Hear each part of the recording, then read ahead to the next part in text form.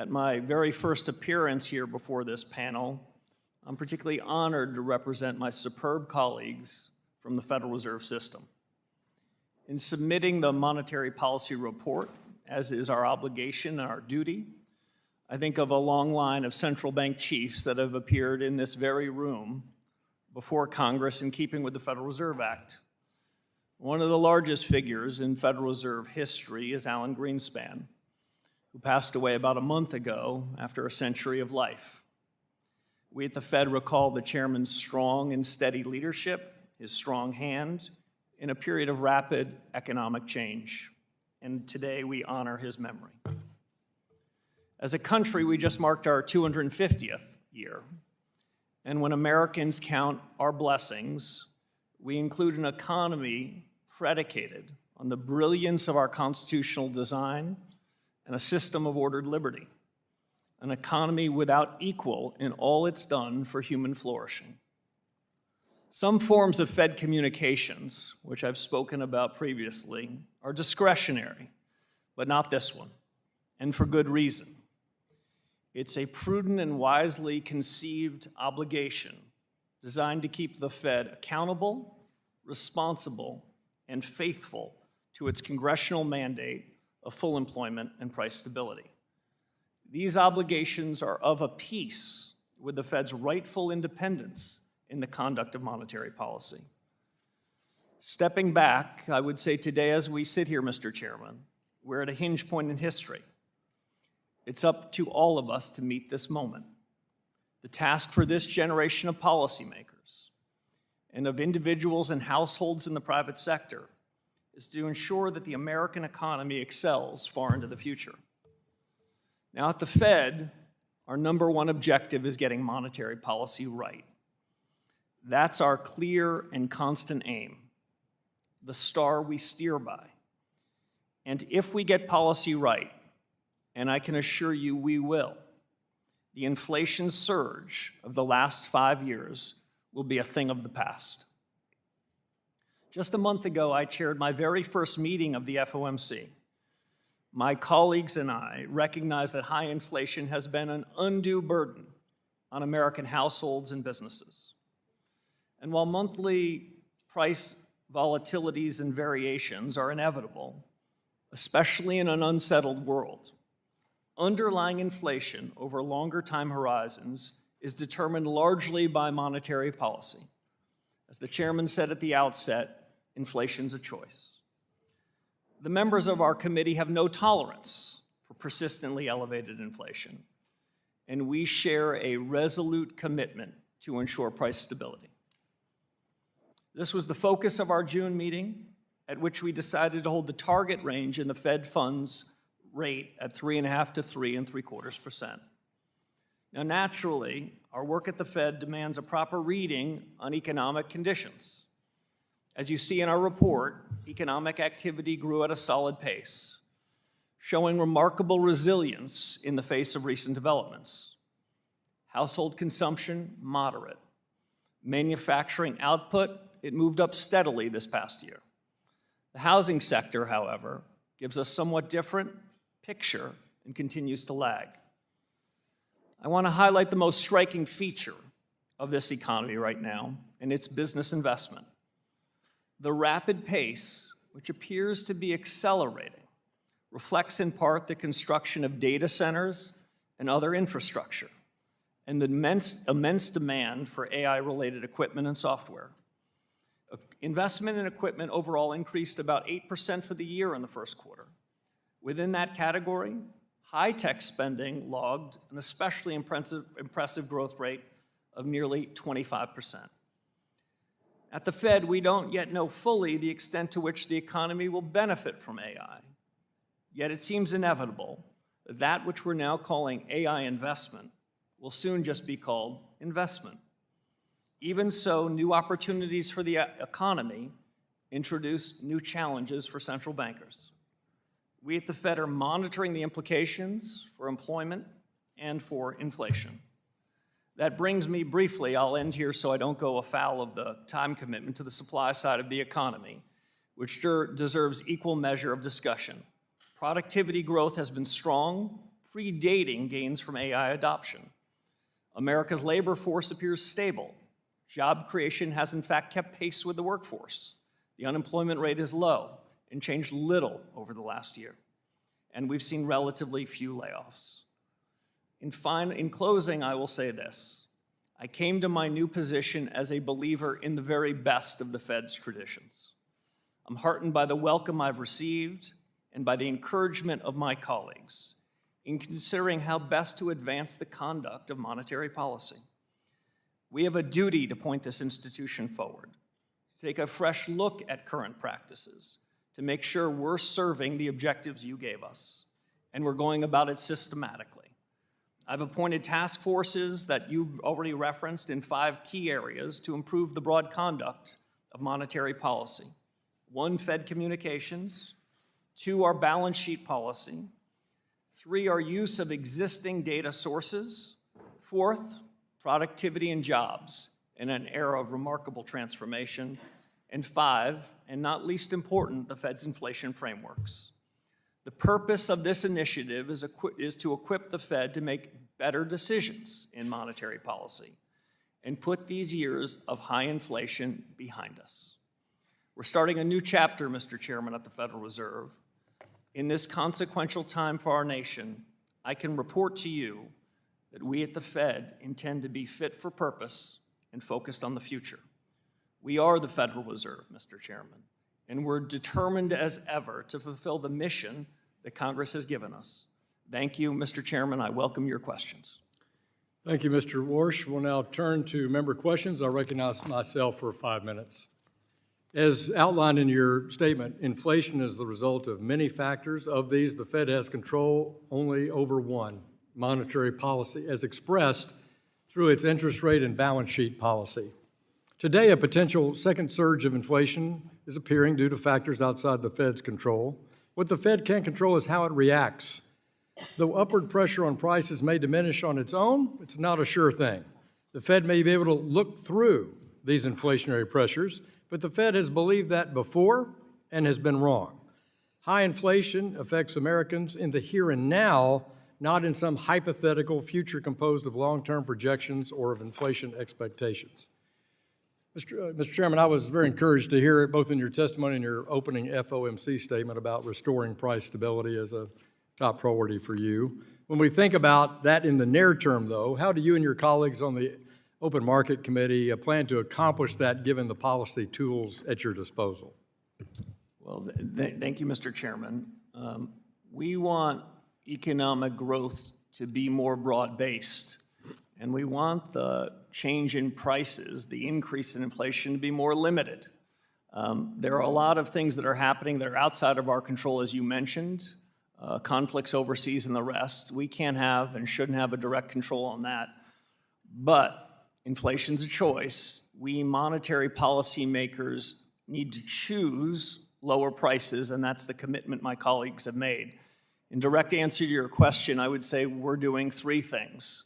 1, commitment, which you heard at our first FOMC meeting, and I hope you heard today, is we're committed to the Fed to deliver price stability. We're committed to the 2% inflation goal. And so for businesses or households or market participants who came into this saying, well, they said before they were committed, but they seem to have tolerated a higher level of inflation, that commitment is resolute. Second thing that we can do is take ownership. This isn't a time for us to pass the buck, to blame others. The Federal Reserve can and will deliver price stability. We have the tools that you mentioned, both interest rates and balance sheet policy, that can help us achieve that aim. And we have the tools to deliver that. So it's a function of commitment, responsibility, and tools, and we're 3 for 3, and we'll deliver. Thank you. I referenced in my opening statement about the 2020 decision on tolerating higher inflation and that it's now been abandoned by the board. Clearly, I think that was a policy error. It was praised by some at the time in August of 2020, but I found it alarming at the time it took place. First of all, do you agree with the FOMC's decision to abandon that? And secondly, how do you consider this past 6 years of experience when you look at the task force work on the framework question for looking at inflation? Yeah, so there's no secret that at the time that the framework in 2020 was announced, the new framework, which was intended to get inflation higher, that at the time and in subsequent years before finding my way into this job, I was very critical of it. That central bank wasn't the first central bank to ask for a little more inflation and end up with a lot more. It was a mistake. The framework did not succeed in its objectives, and I am pleased that before my arrival, that my predecessors took that and cast it aside. All central bankers are going to make some share of mistakes, but when they make a mistake, they've got to call it out. Had that mistake been called out sooner, I don't believe we would have been burdened with this undue tax over the last 5 years. It's nearly the same degree. That's why we are reform-oriented. That's why my colleagues and I are so driven by these task forces to think about them anew. And in final response, I'd just say one of the task forces you mentioned is to revisit the inflation frameworks that the Federal Reserve uses so that we can better understand what will cause inflation to rise and fall and what we can do about it. Well, thank you. And you also referenced courage in your opening statement, and you've just outlined the toughness of the set of policy choices that you and your fellow governors have.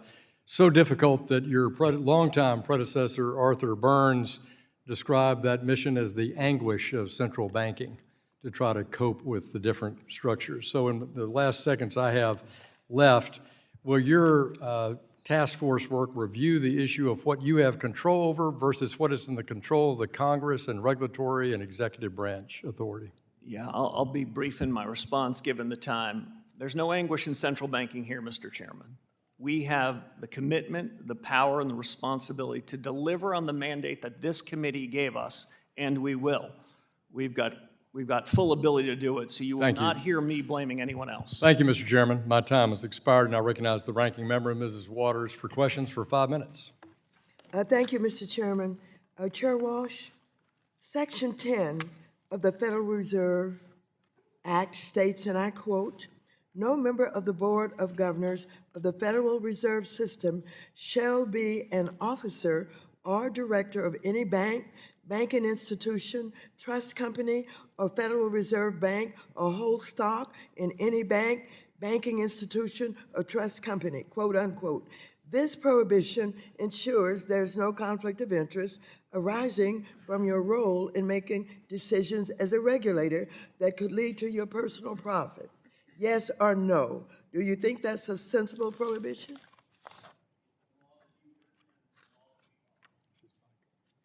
Check your mic, Mr. Chairman. Excuse me, Ranking Member. It's the law you've written, and it's the law we will follow. Let me keep going. Vice Chair Baumann and FDIC Chair Hill testified last year that this prohibition is good public policy as it ensures that bank regulators serve the public's best interest and not their own. Now, unfortunately, President Trump undermined the independence of financial regulators, mandating the White House must now review and approve regulatory rules put forward by banking regulators, including the Fed, except when it comes to monetary policy.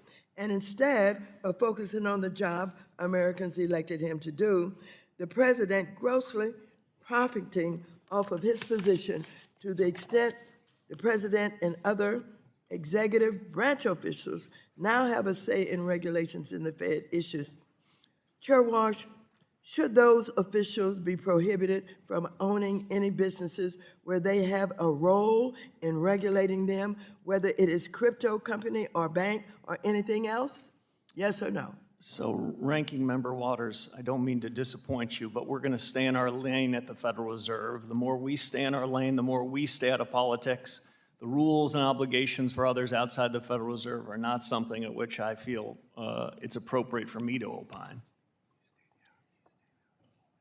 I have here President Trump's most recent financial disclosure, which shows that Trump made billions of dollars in the first year of his presidency, the bulk of which came from his family's crypto businesses, all while he is responsible for overseeing the agencies regulating crypto. This is an egregious conflict of interest, and Congress must put an end to it. Now, I want to just show you, in case you haven't had time to look yet, that this is the president's disclosure of his financial interests. This is, how many pages? 900. This is 900 pages of financial interest. When you have time, I want you to go through them so that you'll know and understand exactly what I'm talking about. So let me ask you, do you believe we must put an end to it? Ranking member, you've given us a big job. We've begun in 6 short weeks to tackle the big job, and I'm focused on that. Well, let me just go further with the prediction markets. I'm deeply concerned by the potential for regulators to profit from the use of material non-public information on prediction markets. There's a pattern of insiders appearing to profit ahead of market-moving Trump administration decisions, like when officials with close ties to the administration make trades prior to major tariff announcements. Chair Warsh, what oversight does the Fed conduct over its employees with regard to insider trading? And given the rise of prediction markets, is the Fed increasing its oversight for its employees profiting from the use of material nonprofit information? Ranking member, at the end of my very first week on the job, I sent a letter to the 23,000 employees of the Fed, reminding them the best of the Fed's traditions, which is our culture. And included in that culture is integrity. Included in that culture is ensuring that we abide by the law and the very highest standards. That's a commitment that we've made to each other and will make to you. Well, thank you. Chair Warsh, in 2019, I posed a simple question to former Chair Powell. I asked, if you get a call from the president and he said, I'm firing you, pack up and it's time to go, what would you do? Chair Powell said, of course, I would not do that. The answer would be no. Gentlewoman's time has expired. I asked further, he does not want me to go any further. Do you think the president doesn't have the He can authority? answer that answer, he can give you an answer in writing, and I'm sure he will do I that want the in a public to timely hear. way. Thank you so much. The chair recognizes the chair of our Task Force Monetary Policy, Mr. Lucas of Oklahoma. You're recognized for 5 minutes. Thank you, Mr. Chairman. And Mr. Chairman, I want to start off discussing these task forces you've created. Clearly, Chairman Hill's Monetary Policy Task Force idea is catching fire as we see this go across the landscape. What do you anticipate the result of the task forces to be? Can we expect public reports or other documents? How do you envision presenting the results of these findings, Mr. Chairman? Thank you very much. Right now, they're in discovery mode. I've given the 5 task forces a tall task to go back to first principles, see what we're doing, see what can be improved upon. They were starting with a blank sheet of paper, and you had a highly credible central bank running the most important monetary policy in the world. What would we do? Are there existing practices we could improve upon? Are there hard questions we could answer? The changes in the economy relevant to that? In terms of disclosure, we're going to make sure that the external independent task forces, which are staffed by some superb Fed staffers, that they get to share their views first with the decision makers. There are going to be 19 of us around the table that are committed to listen to them with an open mind and make decisions. But there's going to be nothing held in secret here. This is a public discussion on these 5, and I'm happy to share the results and the thinking periodically between now and the end of the year, at which point I hope we've got some real conclusions. Of course, the committee task force is very sensitive on this thing. Let's move to the communications and balance sheet. A concern I raised with your predecessor is the potential for confusion on the purpose of adjustments to the Fed's balance sheet, absent clear and frequent communication. For example, the trading desk announced yesterday it's continuing the $10 billion in bill purchases this period, presumably to maintain ample reserves. I understand not wanting to preempt the work of the Communications Task Force, but can you share your thoughts on balance sheet policy communication? Will you make it clear to the markets when shrinking the balance sheet is intended to tighten monetary policy rather than a deregulatory effort to avoid market distortions? Yeah. You raise a couple of very good points. First, that some of the boundaries of these task forces will overlap. In some sense, Each of the task forces are charged with obligations that are ultimately the FOMC and the Board of Governors. So the Communications Task Force and the Balance Sheet Task Force, there might be some overlap in their work. But let me cut to the chase. The balance sheet policies since the global financial crisis when I last served, the balance sheet regime has changed quite significantly. The size and duration of assets the Fed's holding have changed massively. They changed first in a period of crisis. That was the design of this new balance sheet policy. I don't want to prejudge decisions that this task force makes, but it's no secret of my long-held views, and I'll just state them three ways. One is the balance sheet is part of monetary policy. Monetary policy is made both through interest rates and through the balance sheet policies. The balance sheet isn't merely about plumbing. So that's point one. Second, I want to assure you that if there were a change in balance sheet policy, that we would preview it, explain it, debate it, and no changes in balance sheet policy would happen without good advance notice to the likes of this committee and broadly financial markets.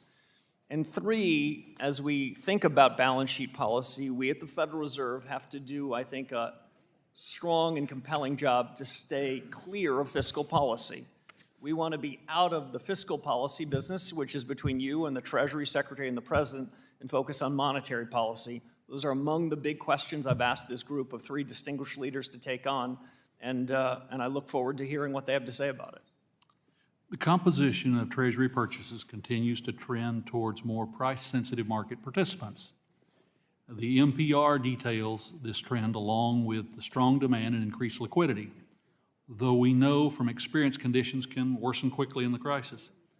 How are you thinking about financial stability and the threat of fiscal dominance as Congress fails to get spending under control while the demand for our debt, including the Federal Reserve, continues to change? So it's an excellent question. As we sit here today, the average duration, that is the average outstanding stock of assets that are held by the Fed and U.S. Treasuries is about 6.5 years. The Treasuries that held in the market are about 4.5 years. I understand in periods of crises, like the 2020 pandemic and the 2008 crisis, central banks, by design, needing to step into markets to create a fair price. But in more benign times, when our overall holdings are larger than the market, that's something where monetary policy is, in the language of former Chairman Volcker, on the edge of its authority. These are among the questions that this task force will look at. Thank you, Mr. Chairman. Yield back, Mr. Chairman. Gentleman yields back. Chair recognizes the ranking member of the House Small Business Committee, Ms. Velasquez of New York, for 5 minutes. Right here. Welcome to the committee. I would like to start with a straightforward, simple question. Do you work for Donald Trump? Yes or no? If I'm permitted to say, we're an independent central bank. We're honored to be independent. Our independence came from you. Okay, that's enough. Thank you. What steps would you take if the president or others in the administration target you or your fellow governors because he doesn't like how many of them are voting on interest rate policy? So it's not my intuition to engage in hypotheticals, but I'll tell you this: the Supreme Court said That's an easy way out. The Supreme Court said that the Federal Reserve and the conduct of monetary policy is independent. To the extent there were questions about it, the courts answered those questions. So what would you do? I would continue to do my job. Okay, good. Chair Warsh, do you agree that current monetary policy exists in an extremely polarized and politicized environment? Outside the four walls of the Federal Reserve, there's no doubt a lot of politics. But my goal inside the central bank is for there to be no politics. To the extent there's politics there, we're going to get rid of them. Well, I, along with many on my side, will say that the attempted firings of a sitting Fed governor and Fed chair in the central bank's 111-year history is quite the politicization and polarization of the Fed. Chair Warsh, at your nomination hearing a few months ago, you said, and I state, I am committed to ensuring that the conduct of monetary policy remains strictly independent. We just said that. Are you still committed to conducting independent monetary policy today? Absolutely. Given the current mistrust of government and the political environment surrounding your appointment, the decision to limit communications and offload Fed objectives to clandestine task forces with no clear transparency calls your motivations into question. Can you commit today to institute an explanatory framework that details the reasoning of the Fed's actions following policy changes? I'm here today, Congressman, to do just that. And I think I've demonstrated in my first 6 or 7 weeks in office a commitment to independence and a commitment to reform. Those two are of common importance, and I'm going to deliver on both of them. I'm glad to hear that. Thank you. Chair Warsh, at your first post-AOMC meeting as chair, you were asked how you intend to handle Fed communications going forward. You answered, and I quote, "We made some changes today. I expect more changes to come, and some of those might well be worthy of a press conference." To me, that is not a very definitive standard. Can you commit today to creating a fixed public standard for which FOMC decisions and procedural changes trigger a press conference rather than deciding case by case which ones might be worth it? Yes or no?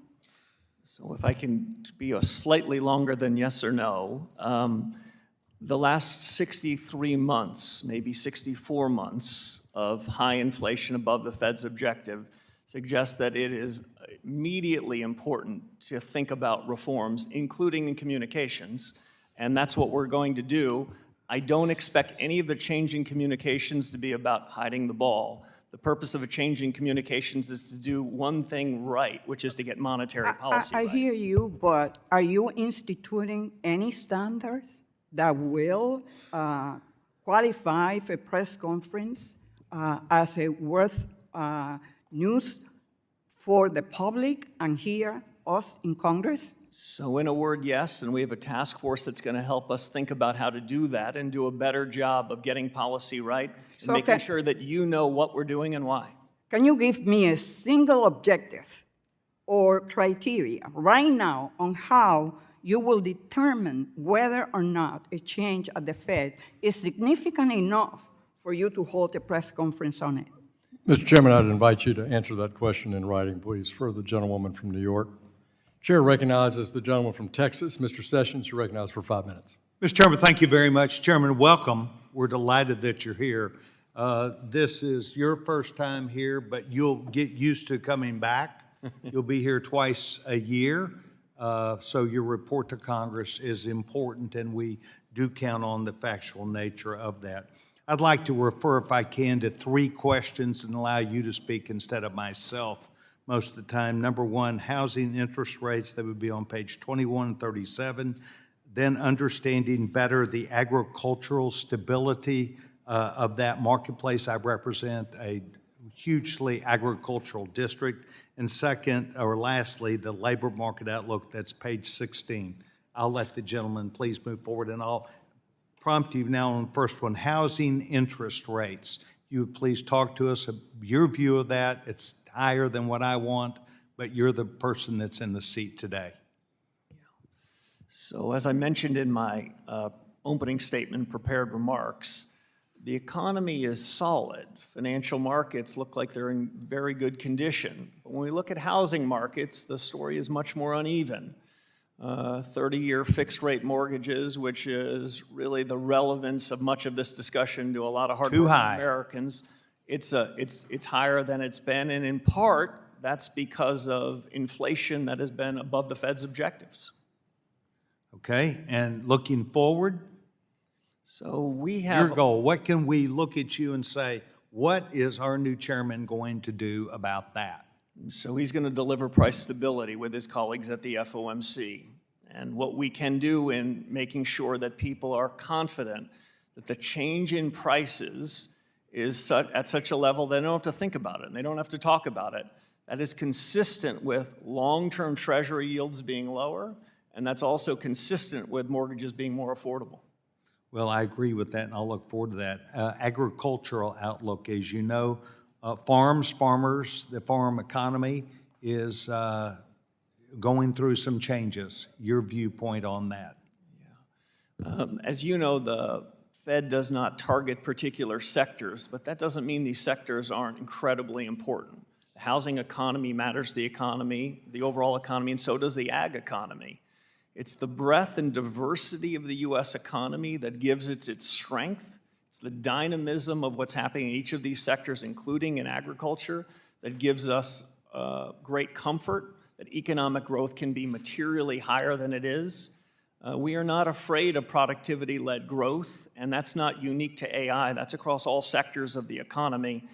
As I mentioned to Chairman Hill, we're looking for growth to be broader and the change in prices, the inflation in prices to be more limited. Agriculture is not immune to either of those developments. Well, the Agriculture Secretary has been added to some of your important committees to make sure there's discussion. I hope that you will listen to her. It is important for you to understand that when people talk about the stock market or investment, farmers and ranchers look out in their backyard at the cost of their equipment, at the cost of their land, at the cost of things. They don't have a stock market. They have their own investment. And I think that the Secretary can be there to completely continue to remind you of that. Labor market outlook really looks good. Page 16, sir, your take. Yeah, so the labor market has been remarkably resilient. The increase in nominal wages has been solid. You might have heard in my comments at the beginning of this a bit more focus on the price stability part of the mandate. I want you to know, though, that there is no disfavored part of the legislative remit that you gave us. The dual mandate is your word to us that we're going to focus on price stability and on full employment. I intend to do just that, and if I could add one other thing, in my view, the two parts of the mandate are not in conflict. This is not an either-or proposition. The more we can do to deliver low and stable prices, the more we can get it such that people aren't worried about inflation, the more employers are going to want to hire more workers. So you gave us a remit. We take both parts of it seriously. As we look out the window now, the labor markets look to be in pretty good balance. We've got some work to do on the inflation front. Well, we, in the One Big Beautiful Bill, encourage people to go back to work. And that is why we do not tax overtime pay and why we do not tax what would be tips. We need to get people back in the marketplace. We hope you helped us out. Mr. Chairman, welcome to us. Mr. Chairman, thank you for your time. Gentleman from Texas yields back. Chair recognizes the ranking member of our Capital Markets Subcommittee, Mr. Sherman of California, for 5 minutes. Mr. Chairman, first I want to commend you for looking to improve the data on which you base your monetary policy decisions. Up until now, we've relied on survey data as a substantial part of that, and increasingly Americans just don't voluntarily answer survey questions. I want to commend you for declaring your independence. We saw what happens in Argentina, Venezuela, and most notably Turkey when federal central bank independence is eroded. I would say ironically that had your predecessor caved to Trump and lowered interest rates below what economics would call for, we would have much higher inflation today, and that would have been bad for Americans. It would have been absolutely terrible for the Republican Party. So the independent, your agency has saved Donald Trump from himself. And finally, I would say don't rely on this distinction between the Cook and the Slaughter cases. The idea that every congressionally created independent agency isn't independent except yours, you don't want to be relying on that. The distinctions the court makes between your agency and every other agency are rather weak historically. Our capital markets support our business expansion and our economy. Money market funds are an important part of that, buying short-term commercial paper from corporations. Our payment system is designed to meet the needs of honest Americans. That's why we have an anti-money laundering, know your customer rule that makes it a bad system for drug dealers, sanctions evaders, et cetera. There's a rival to these institutions, and that is a cryptocurrency, which literally means hidden money, and is designed to, and then we have in particularly stable coins, which are just like a money market fund, except you earn zero interest, and everything is hidden. Now, the Federal Reserve established liquidity facilities to support money market funds in the last crisis. Will the Federal Reserve support cryptocurrency or stable coins if they face a run-on from investors? So Congressman, thank you for mentioning many of those issues. We talked about a lot of them in your office, so I appreciate it. I still have the scars from the 2008 financial crisis. We all still have do. the scars from the extraordinary efforts that my colleagues and I, under Chairman Bernanke's leadership, had to do. That is not something we want to repeat. Can you The assure reforms us that we need are that to you try to will mitigate not that. be bailing out stablecoin and cryptocurrency? So I don't want to, I can be more broadly than that. We do not want to be in the bailout business, full stop. But your predecessor did provide a liquidity function for money market funds. If, God forbid, we faced a similar circumstance in the crypto world, would you bail them out? So I want to be very clear. We're going to do everything we can to mitigate those sorts of extraordinary risks. If and when they were to come in the next 4 years, we want to be in a position we're not bailing out anybody, including crypto. You're not really answering the question. Obviously, everybody prefers our economy works well. And I'm certainly concerned with giving non-banks direct access to the payment system, and this Kraken filing with the Kansas City Fed is concerning, but I want to move on to Basel III. Your predecessor said that the capital requirements for banks in 2019 were about right. The current reproposal substantially raises those capital requirements. Were capital requirements about right in 2019, or should they be higher than that today? So the good news is we have a proposed capital rule that's out for comment. I'm quite interested in getting the reports and the comments on that, and I look forward to reviewing those and making a judgment.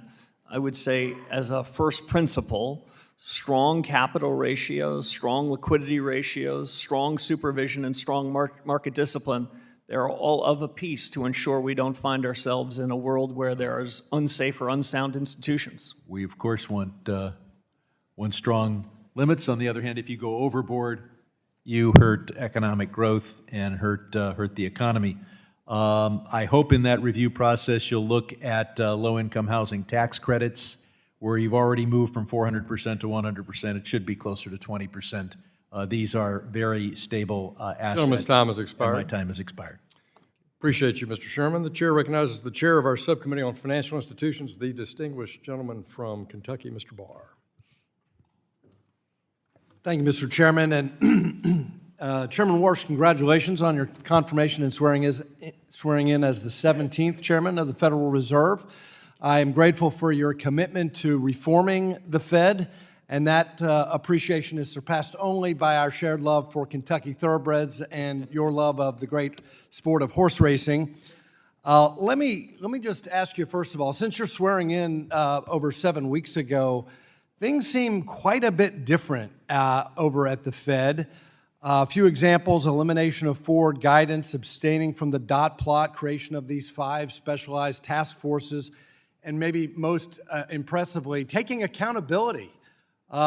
Instead of blaming inflation on the pandemic or supply chain interruptions or tariffs or the Strait of Hormuz, you are saying that inflation is always and every time the result of the Fed printing too much money.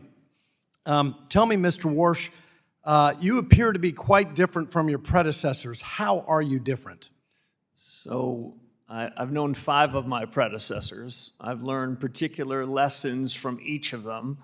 I can only be my own man. I served before at the Fed for about 5.5 years under Chairman Bernanke, and I learned a lot of things then. But you're right. In 6 weeks, we have caused, I think, a sea change in new thinking, the beginning of a set of reforms that are going to be put in place across at least 5 dimensions in monetary policy. And it's a broader discussion about reforms that will be forthcoming in everything we do, including supervision and regulation, where there's already been a good start, in payments and the rest. We've made a lot of progress in 6 weeks, but I think it's important to use this opportunity wisely. The 63 months of inflation above target has been an unfair burden and has been a tax on the American people and businesses. We plan on getting rid of that tax. If that means we need a regime change in policy and we need new consideration of practices, some of which have been working, some of which haven't, that's what we aim to do, and we're just getting started. Well, I appreciate your commitment to being different. Let's talk about overhauling Fed communications. This from a Wall Street Journal editorial on June 15th. They write, "Few innovations since 2008 have been as counterproductive as the adoption of forward guidance as a policy tool. The constant yammering, long policy statements, press conferences after every FOMC meeting, nonstop speeches by Fed officials, and above all, the quarterly summary of economic projections has exposed how little the Fed understands about the economy and trapped officials in errant policies." Chairman Warsh, why is it important to do away with the dot plot and end once and for all forward guidance? Well, Congressman, I've made no secret probably over the last 15 years of my views on communications.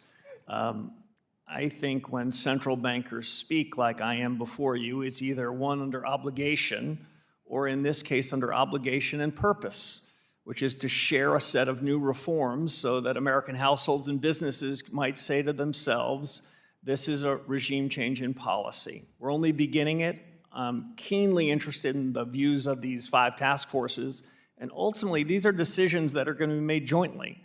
The best of the Fed's traditions are to work collegially, and I've really been quite impressed how open-minded my colleagues have been to take it up, specifically in communications. If we were to share with you our every passing thought, I worry not that there's anything wrong with us, but we're human. And if we were to give you my projection today about what we'll do when we meet in 2 weeks, what we'll do over the course of the year, that we'd then find ourselves sort of taking information that's consistent with our priors and rejecting information that's inconsistent. It's not the way we want to do things. We want to get policy right, and I think being somewhat more circumspect in our communications, at least for me, is a better way of calling balls and strikes. Finally, thanks for your commitment on dealing with this mission creep. In recent years, the Fed has concerned itself with matters outside of its dual mandate, including diversity, equity, inclusion, climate change, and the like. That's why the Fed's joining the network of the greening of the financial system distracted the Fed from the very important job of price stability. How will you keep the Fed from rejoining the network for the greening of the financial system or veering into these peripheral and distracting matters that go beyond the statutory remit of the Fed? By being very clear of our obligations. You told us that our job is full employment and price stability. You gave us plenty of other hard work to do. We'll have a series of reforms outside of monetary policy. Our plate is full. We will not be wandering into other areas, I can assure you, Congressman. Thank you. I yield back. The gentleman from New York, the ranking member of the House Foreign Affairs Committee, Mr. Meeks, you're recognized for 5 minutes. Thank you, Mr. Chairman. And congratulations, Mr. Chairman. Let me just jump into this, because in your testimony, you talked about the Federal Reserve's, and I quote, rightful independence in the conduct of monetary policy, which is good. Now, as the Chairman Hill has indicated, I also do some foreign affairs work. And I'm very concerned about what's taking place in the Strait of Hormuz and rising cost of gas, because we know that when those prices go up at the pump, it gives higher transportation and energy cost, and they work their way through the economy, generally making groceries higher and household goods, et cetera.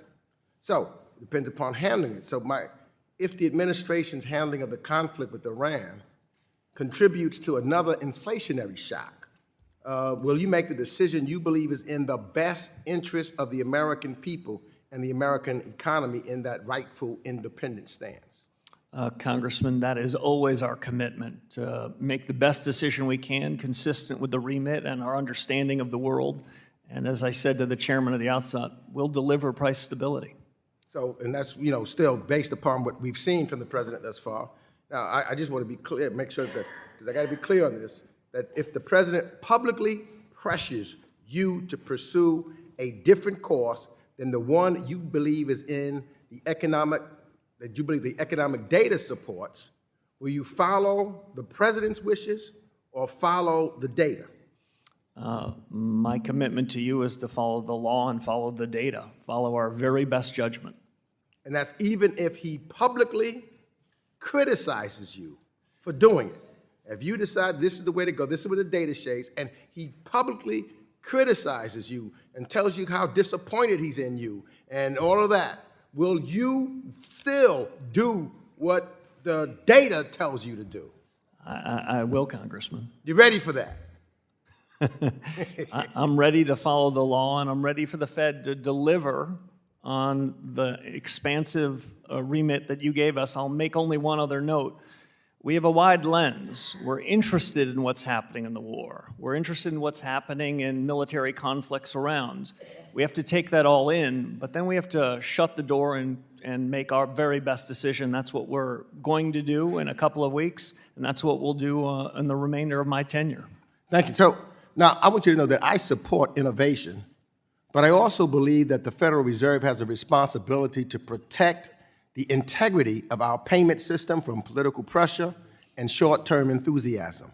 And I believe that the administration has made expanding access to fintech and digital asset firms a clear priority of his, but the Federal Reserve has long evaluated access to its payment infrastructure based on safety and soundness, operational resilience, and effective risk management, and the stability of the financial system, not politics, not political priorities.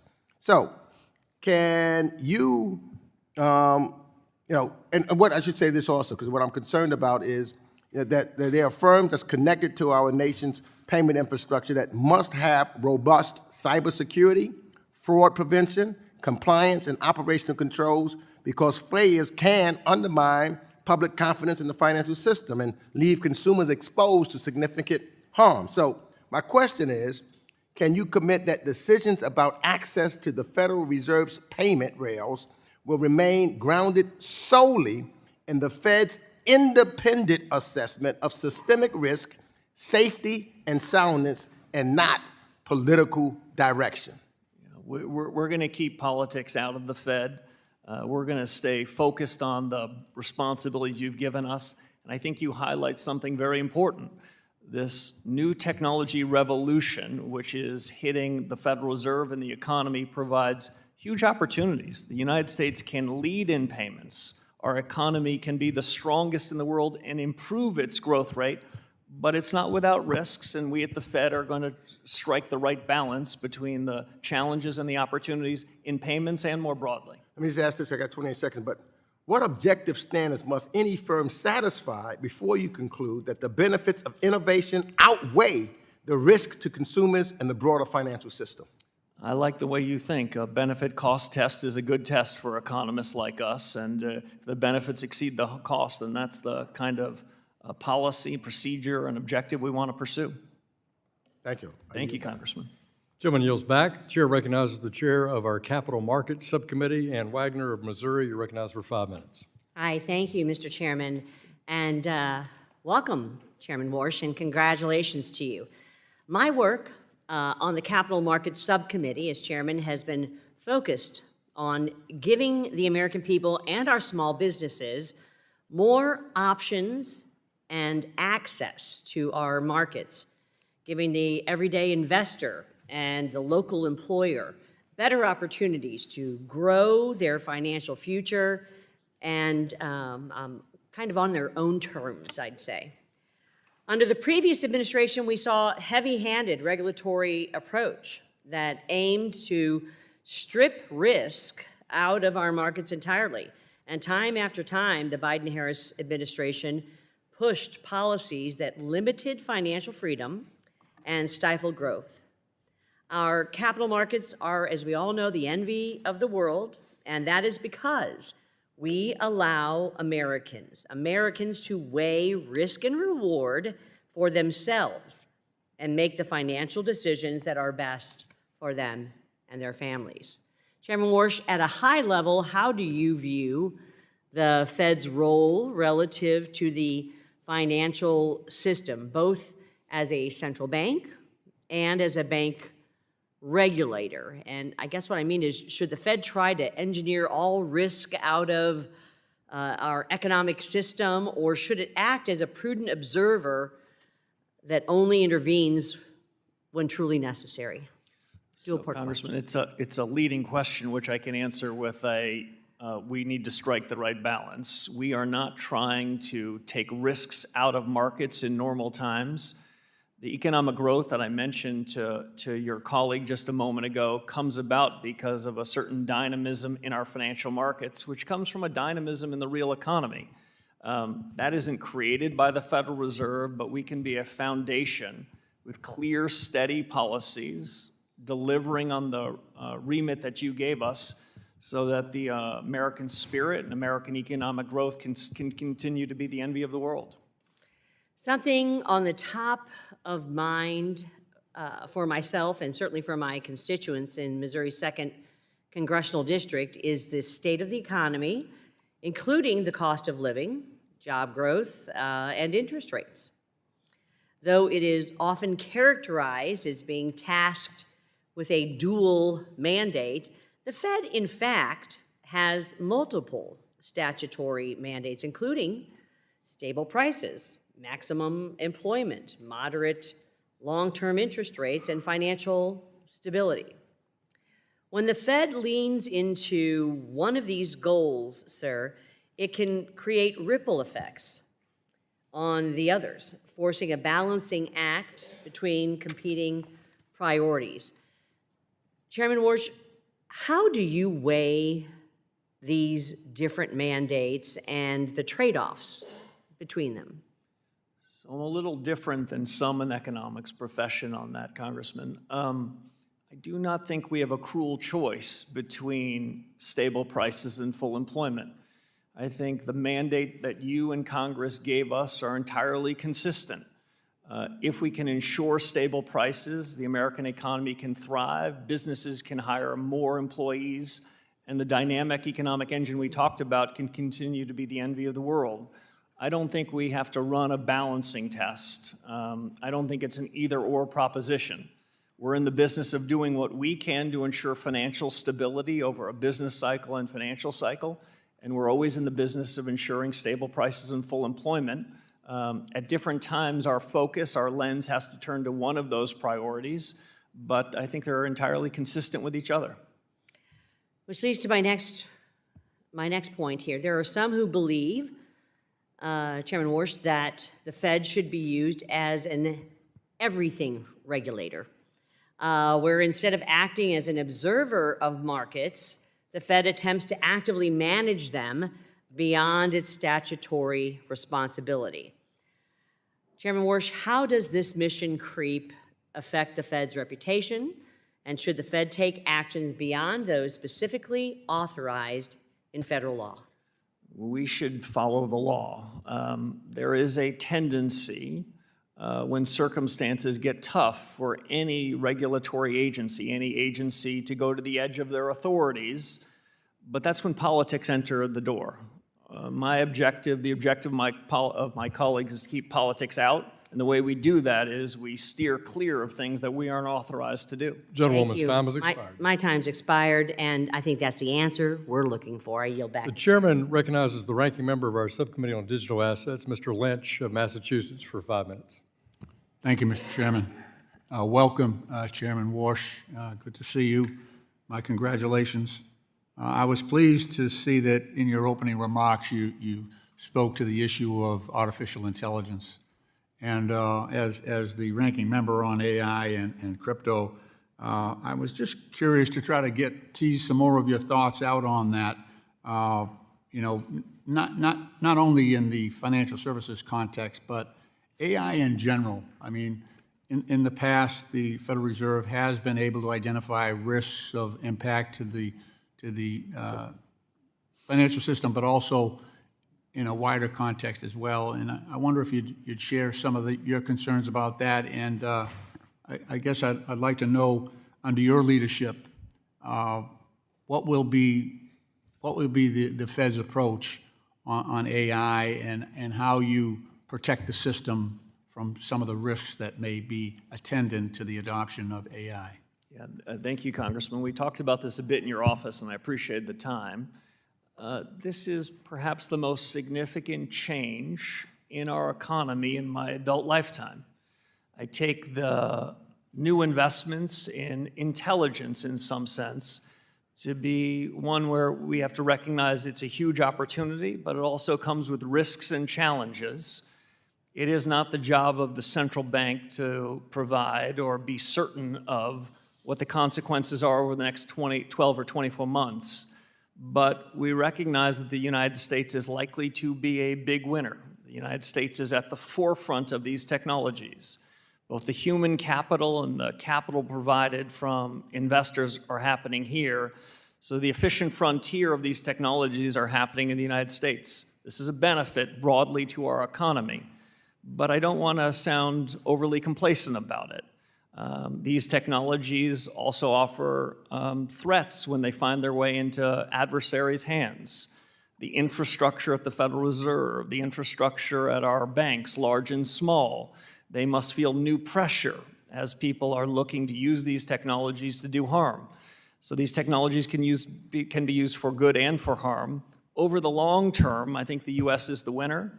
Over the long term, I think there is a material improvement in productivity, which should have a material improvement ultimately in wages and the strength of the economy. But the long term it can be quite far out, and we've got to monitor things month by month, quarter by quarter as we get there.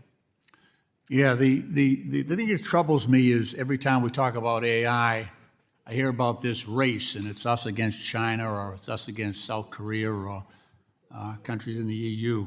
The problem with that thinking is that in this race, and we're seeing the velocity of change is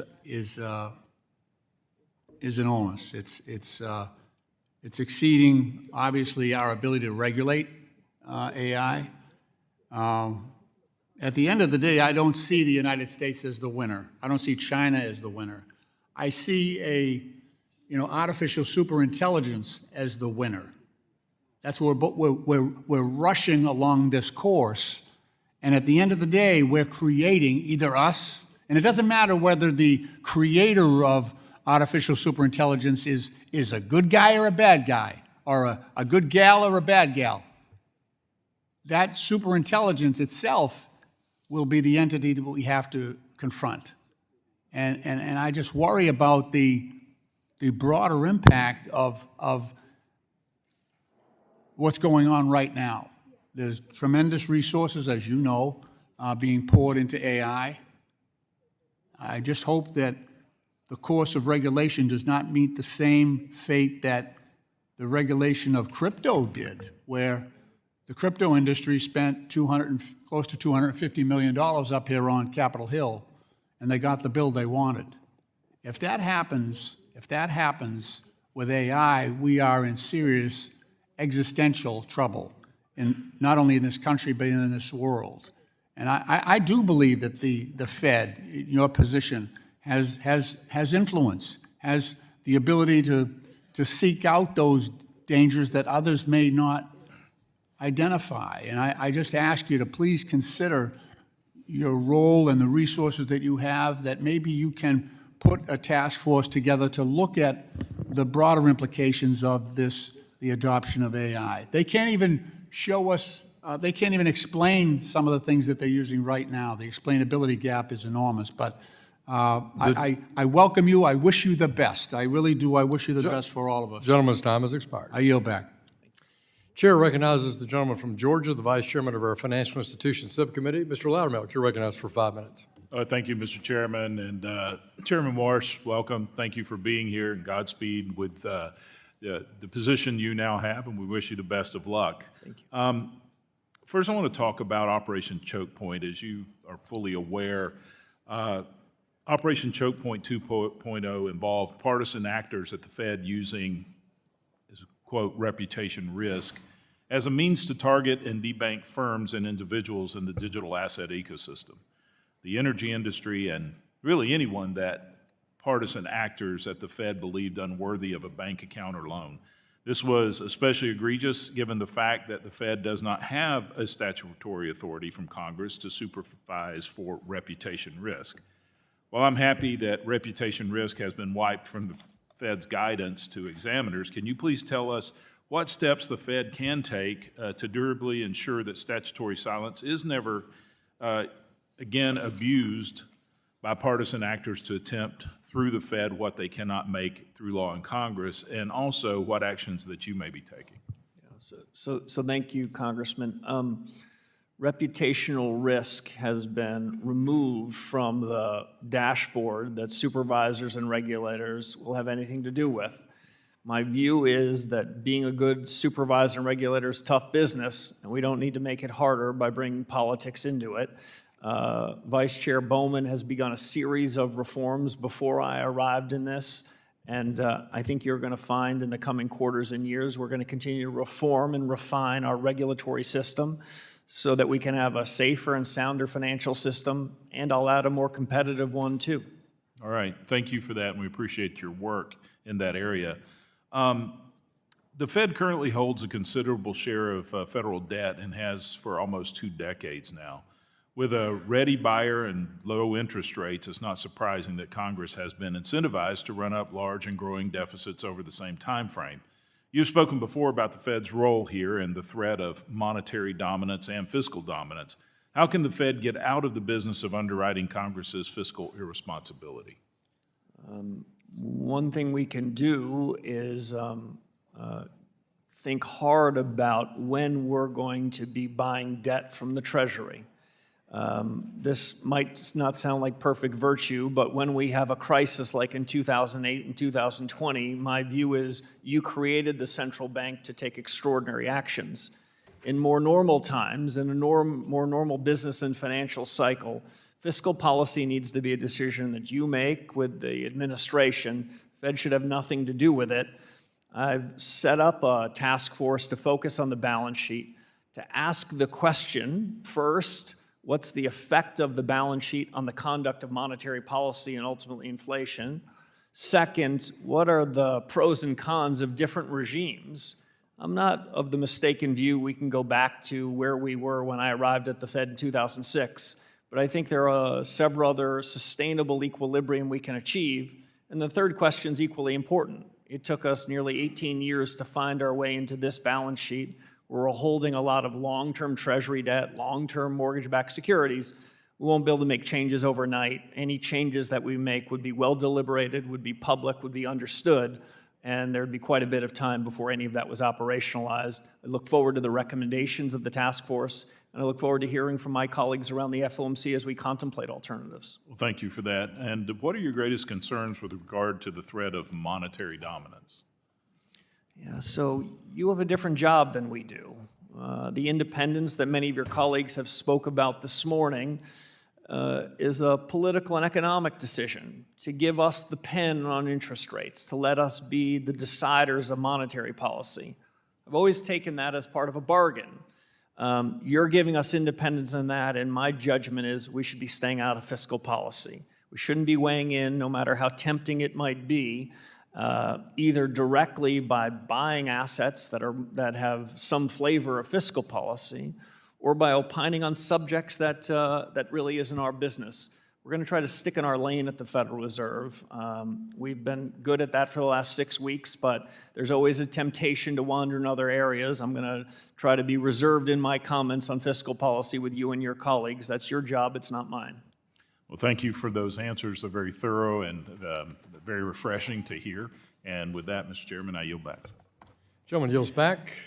Chair recognizes the gentleman from Houston, Texas, Mr. Green, who is a ranking member of our subcommittee on oversight and investigations. Mr. Green. Over here, Mr. Chairman. Thank you. Thank you, Mr. Chairman. I thank the ranking member as well. And I welcome you to the committee, Mr. Chairman, but I would also say to you that I will pray for you. And I'll pray for you because many of the questions that have been predicated today hinge upon a belief that you will sanction the president's desires. It is thought among the general public that you're in the position you're in because the president could not have the influence that he wanted to have with the prior chair, and he believes he can have it with you.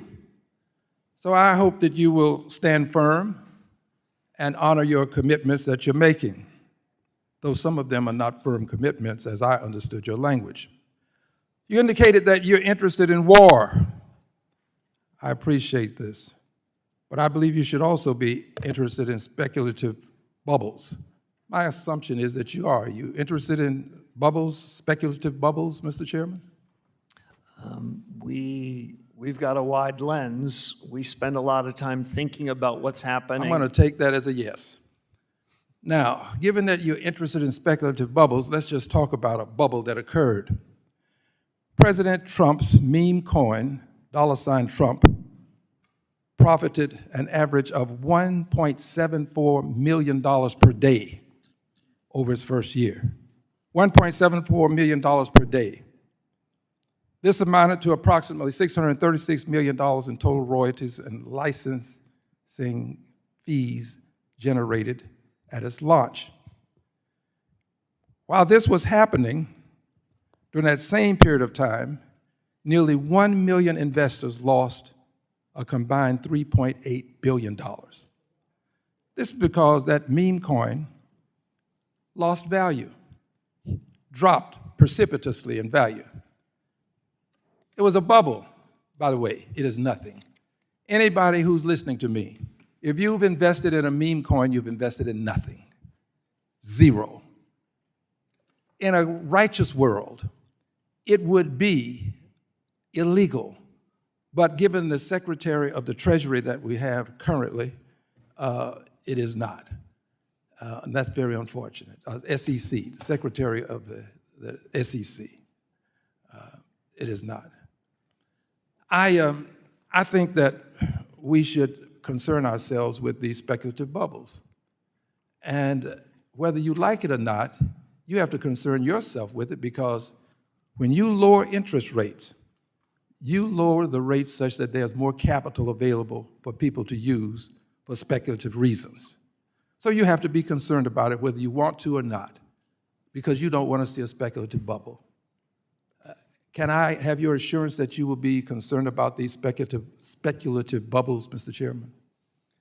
So, Congressman, we want a resilient, strong, safe financial system, and we are looking at financial markets and we're looking at the real economy to make sure we deliver on what we can. Some of these other subjects are really more in your purview and responsibility than they're in my mine. purview, excuse me for interrupting, but I have to. They're in my purview, but only because I choose to have them in my purview and I make an issue of them. I have to vote on them.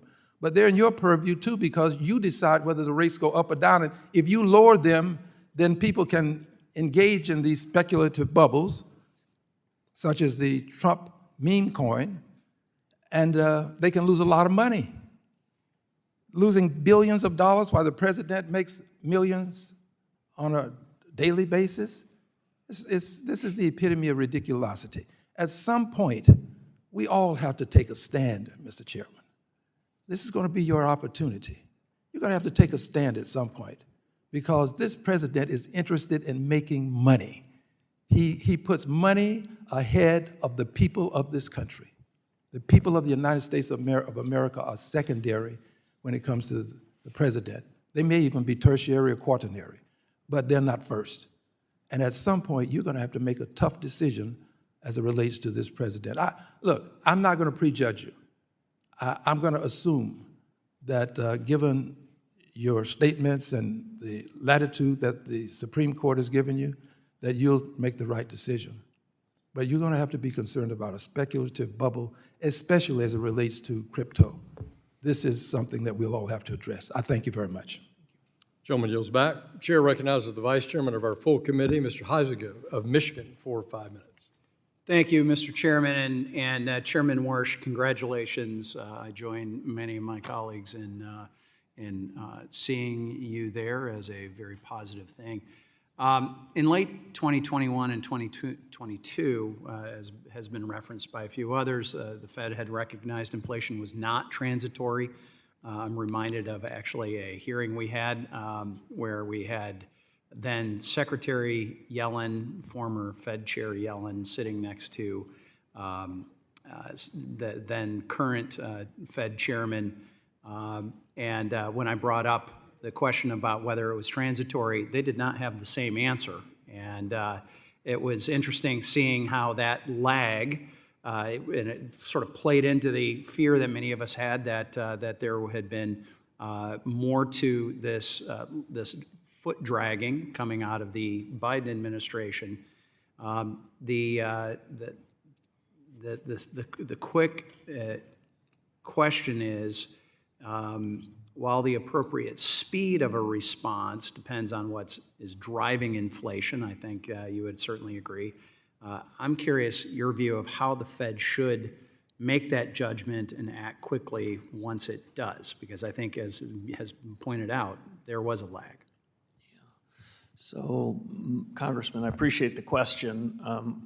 We only look to the past for lessons learned. We're not trying to relitigate the decisions that are made of our predecessors, but the reforms that I've already announced in communications, the task forces that have been established, are an attempt to make the conduct of monetary policy better, swifter, more sound, so we can deliver price stability. Our number one objective is to get policy right, and my judgment, as I said to one of your colleagues before, is that demands an open mind. That means not pre-committing to decisions before we take it up inside the four walls of the Federal Reserve. And so you'll hear from me a lot less forward guidance and a lot of listening. Generally, as a practice, what we're going to try to do, especially at the beginning, is deeper, more serious discussions among us, fewer pronouncements. So I appreciate you don't want to relitigate the past, but I do think, as we all know, we also learn from history. And during the previous administration, the Fed took some pretty major regulatory actions, some within its statutory authority, and my view, maybe excessive, but others that were clearly beyond what Congress had really authorized. And you know, everyone agrees a safe and sound banking system is essential to monetary policy, the economy, and the American people. But when the Fed exceeds its statutory authority or reinterpretations or interprets old laws to claim new powers, that to me is mission creep. Can you assure us that future bank regulatory proposals will respect the important procedural guardrails established by the Administrative Procedure Act? The APA has been, in many ways, trampled, I believe, which often received only nominal consideration under the previous administration. How are you going to handle this? So we're going to follow the law just as you say. You've established a set of laws. There's a set of regulations by which changes in supervision and regulation, changes in guidance can be made. We intend to follow them with an objective, as you mentioned, of a safe, sound, and again, I'll add, competitive banking system. This is a huge strength for the United States, and our banking system is stronger and more resilient than most around the global economy. Expound a little bit about your views of the importance of a banking system to the American people and the benefits to them of a Fed sticking to the authorities that Congress has given it, and rather than going far afield. Yeah, so we've got to keep politics out of the Fed. Politics can find their way into the Fed through any of the range of powers that you've given us. Our supervisors and regulators have a lot of authority over the thousands of banks that are regulated in the United States. Explicit authority and also authority when they knock on the door and they ask a series of questions. One of the great strengths of the U.S. economy is the diversity of institutions we have in the banking business. Most of the G20 counterparts we have, they have a handful of banks. They're implicitly backed by their government. One of the untold strengths of our economy is the diversity of our banking system.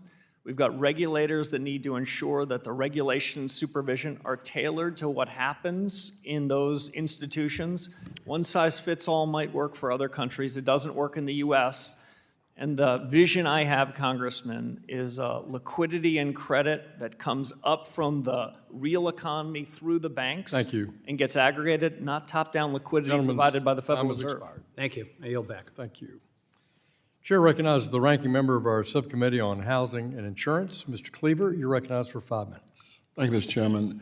Let me first, before I ask any questions, to express my personal appreciation for you and Ranking Member Waters for allowing and giving my partner, Mike Flood, and I the opportunity to go out and deal with this housing issue that, frankly, I think is going to add a whole new dimension to our ability as a federal government to increase this human need for housing. So thank you very much. I appreciate, and I know he does as well, all of the freedom that you guys gave us. Thank you, Madam Ranking Member. Mr. Chairman, congratulations for your new step and your career and for being here. I appreciated having a good conversation with you prior to this hearing. And I'm sure that you're not surprised that there's a great deal of interest in independence. And in theology, you said there are 4 endowments of the human species, and one of them is independence, that we have an independent will. And I'm interested in a declaration of independence, if you will. Wax eloquent on your view about the independence of the Federal Reserve. So the independence of the Federal Reserve is sacrosanct. Part of the reason for the Fed's power comes not just from a printing press, though it can be useful from time to time. It comes from our credibility to make the best choices we can, consistent with the law that you've written for us. And that credibility is bolstered if we are and are perceived to be independent. And so that's a commitment I can make to you, because that's the way we can best do our job. Well, thank you very much. Independence is a big deal in the real world, and then certainly with the Federal Reserve. But I also have to say that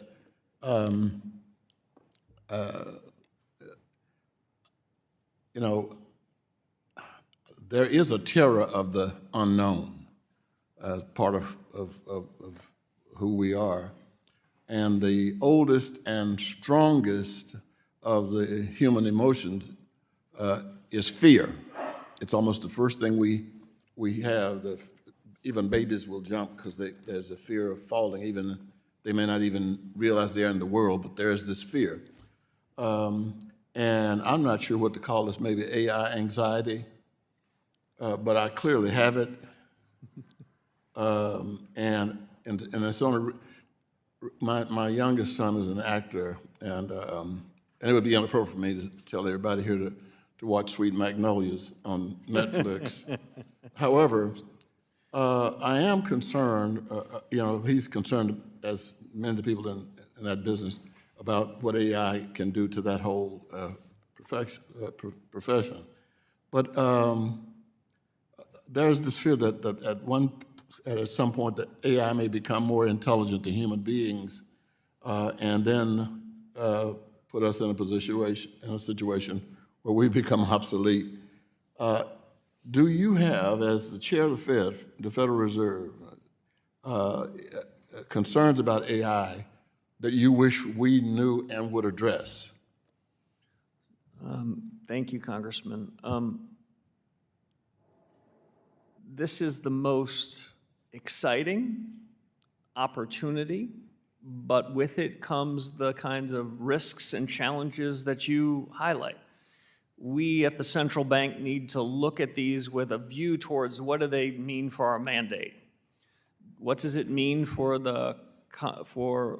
our expectations of inflation over the next couple of years and beyond? What's it mean for employment? You told us that's our job, and so we have to look at artificial intelligence and the surge of technology with open eyes about it. I must admit that part of these challenges, I see huge amounts of talent and thinking inside at the Federal Reserve, but I wanted to bring in some outsiders to share a view, so I've created a task force on productivity and jobs to help us think about that connection. We're not outsourcing anything. We're ultimately Gentleman's time has expired. We're ultimately going to make these decisions, but American ingenuity has found its Thank you, way Mr. into Chairman. artificial intelligence, and it's an exciting time, but one that we're not complacent about. Appreciate Thank you, it. Mr. Chairman. Thank you. Chair recognizes the chair of our subcommittee on digital assets, Mr. Stile of Wisconsin. You're recognized for 5 minutes. Thank you very much, Mr. Chairman. Chairman Warsh, thank you for being with us today. A year ago on Saturday, the Genius Act was signed into law. And with that, a series of deadlines for rules to be promulgated began, and the clock began to tick. You came into your job confirmed approximately 2 months ago. The deadline for the Fed to promulgate rules is this Saturday. Will the Fed meet that deadline? Well, it's a fair and open question. I have been corrected. I've not been in the job 6 weeks, but 7. We're racing to put that out by this deadline. I'll just add one other thing, Congressman, without taking too much of your time. I think rulemakings from the bank regulators are best when we have a family fight between and among us, so that there would be one proposed rulemaking for comment. It might not be exactly true this time, but that's my objective, that we'd be coordinated in issuing our rulemakings at the same moment. I appreciate that. I think from this body, I think there's a huge opportunity with stablecoin, in particular, to make sure that consumers are protected. That was one of the drivers of us passing that legislation. There's a lot of work to be done. You're new in your new role with the Fed, but we would like to be updated if, in fact, that deadline is not made. And then, in fact, when those rules will be promulgated, we're all anxiously awaiting, so appreciate your attention to that. Let me shift gears. There's been a lot of talk about AI, obviously, as any new technology, as you have said, brings forward opportunity but also risk. One argument, of course, is the labor market could collapse. We heard that offered by a couple of our colleagues. Of course, as we look back at other technological cycles in the United States, we've actually seen standard of living increasing. Jevons paradox tells us that actually as technological cycles come through, we have opportunities for greater employment, in particular if we get the rules of the road right, as in many ways the United States has in previous technological cycles. How are you analyzing your role with full employment, in particular as it relates to this next technological wave? If this cycle, Congressman, is like the previous positive technology shocks, the U.S. will be richer, will be more productive, there'll be more labor, there'll be more wages, there'll be more compensation. That is, if this follows prior trends. This technology shock is likely more significant. This is probably the biggest change in my adult lifetime, because it's not just the creation of a new widget. What it is, it's changing the method of innovation and the speed of innovation, and I can't think of a country on earth as well positioned to take advantage of it. So that's on the one hand, but on the other hand, it can lead to disruption. My own best guess is that the advent of the technology will be augmenting existing work, that employees that were there will be more productive. And ultimately, at the end of the day, I don't believe in the lump of labor fallacy. All the jobs that are there have already been created, and the technology will remove some. Well, it might be disruptive in the near term, but it'll create a lot of other jobs. Just to give one example from history, and then I'll close. Who knew at the creation of the internet that the internet would create 1.5 million Uber and Lyft drivers? I certainly didn't. So I want to be very open-minded about the job-producing elements of it. But we have a day job, and it's to deliver on price stability and full employment. I've asked this outside task force of few incredible experts to think hard about it over various time horizons, and we'll keep our eye on making sure we deliver in every one of those time horizons to ensure stable prices and full employment as best we can. Thank you for that. I think there really is optimism, although there is downside risk. And I think one of the imperative aspects here is that we get the rules of the road right so that the innovation development is occurring in the United States of America and not offshore. One of my big concerns is how the Biden administration looked at emerging technologies in the financial services space, was that they were pushing that innovation development offshore rather than encouraging that here in the United States of America. With 30 seconds left, a lot has been said on the positive numbers that came out today. How does that shape your short-term and long-term outlook with the final 25 seconds? So it's one data point. The reason I created a task force on data is I don't want to overread or cherry pick data. There might be some that look at this morning's data and say, oh, mission accomplished, everything is swell. That is not my view. Cognizant of the time, appreciate you being here today, Chairman. Mr. Chairman, I yield back. Thank you. The Chair recognizes the ranking member of our Subcommittee on Financial Institutions, Dr. Foster from Illinois. You're recognized for 5 minutes. Thank you, Mr. Chair, and welcome, congratulations, and I hope that you cherish the scars from surviving the financial crisis that we both suffered through 20 years ago. I entered Congress and the Financial Services Committee in March of 2008, where I was right in the front row there, about 2 meters from Ben Bernanke and Hank Paulson, as they came to Congress to ask for a $700 billion bailout, watching the sweat drip down Hank Paulson's forehead. So I hope you don't have to go through that. But you know, one of the Fed's most important roles outside of monetary policy is the operation of the central bank swap lines. And these, as you know, were absolutely crucial in preventing the global financial crisis from becoming a global depression. And I think, to my mind, remains the major reason why the US dollar is the world's indispensable reserve currency, in an area where, by the way, the Chinese are trying to become increasingly competitive. And so the problem, of course, is that right now we have in the White House an occupant who sees his every power as a means of rewarding his friends and punishing his enemies, domestic and foreign. We saw that, an example, in the Argentine bailout, where he implemented swap lines using the Treasury's Exchange Stabilization Fund. I think he pretty much maxed it out. But to reward one of his MAGA allies internationally with a $20 billion loan at well below market rates, or probably they couldn't get a loan from anyone at that point. And so the question that I have, that when you and the FOMC are operating those lines, particularly in times of crisis, do you see yourself as an agent of the president or as an independent actor? Thank you, Congressman. I appreciate the question. The swap lines that we put in place in the 2008 financial crisis, like you, I think, played a remarkable benefit in trying to mitigate the risks for the U.S. economy. And it reinforced that the dollar is the dominant currency in the world. Now, my judgment as central bank chief is to let the dollar policy be discussed by the Treasury Secretary and leave that to him. But historically speaking, I think the swap lines played a major role. The dollar liquidity swap lines that the Fed has put in place are about the conduct of monetary policy. So those are independent, but I just want to distinguish one thing.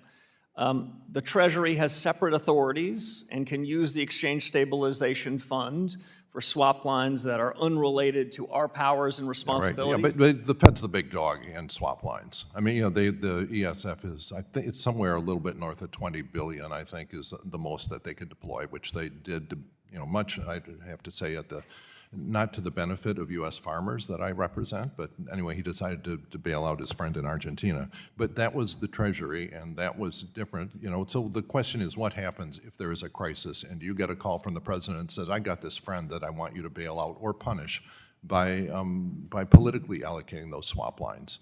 Is there an independence there that we have to protect as well? So the independence in the conduct of monetary policy and everything that comes along with it is independent. But just to go back to the 2008 financial crisis, when all that happened, as you'll recall, the Treasury Secretary and the Fed Chairman, they often had to work in tandem. It's hard to distinguish in crisis times, separate from more benign times, exactly where those roles and responsibilities are. And when we put in those swap lines, when I was a governor at the Federal Reserve, I remember frequent discussions between the Treasury and the Federal Reserve. We have our independent authority, But I don't want to leave you with the impression that in 2008 or 9, we did that without a discussion with the Treasury. Okay, well, I just, yeah, be very careful of that, because you are going to be coming under extreme pressure. Now, let's say, I applaud all of your focus on data, which we talked about when we talked, and in particular your need for better real-time data. You know, the question of whether we could have picked up the inflation earlier with more leading and real-time indicators, I think is a very valid point, and I applaud you for having your committees investigate that. But does this interest also go into real-time regulatory information as well, which I think is really going to be crucial in a world where there's 24/7 banking operations? Banks and financial institutions can get in trouble fast. And so are you also going to be looking at the need and benefit for regulatory data on a faster timescale? Absolutely. I've only been here for 7 weeks. The focus in those first 7 weeks, I must admit, is making sure that monetary policy gets back on track. But many of these lessons learned, like in data, how do we make real-time decisions isn't just as monetary policymakers, it's as supervisors and regulators. The world, as the discussion about AI suggested, the world's moving faster. Gentleman's time has The world's expired. accelerating, and the Fed has to move with that speed. Thank you. Yield back. Thank you. Chair recognizes the chairman of our Subcommittee on National Security, Mr. Davidson from Ohio, for 5 minutes. Thank you, Chairman Hill. Chairman Warsh, thank you for your testimony today and frankly for leading at the Federal Reserve. The Constitution gives Congress the responsibility for monetary policy, and since 1913, that's fallen to the Federal Reserve. And a lot of people say, well, what did we create when we created the Federal Reserve?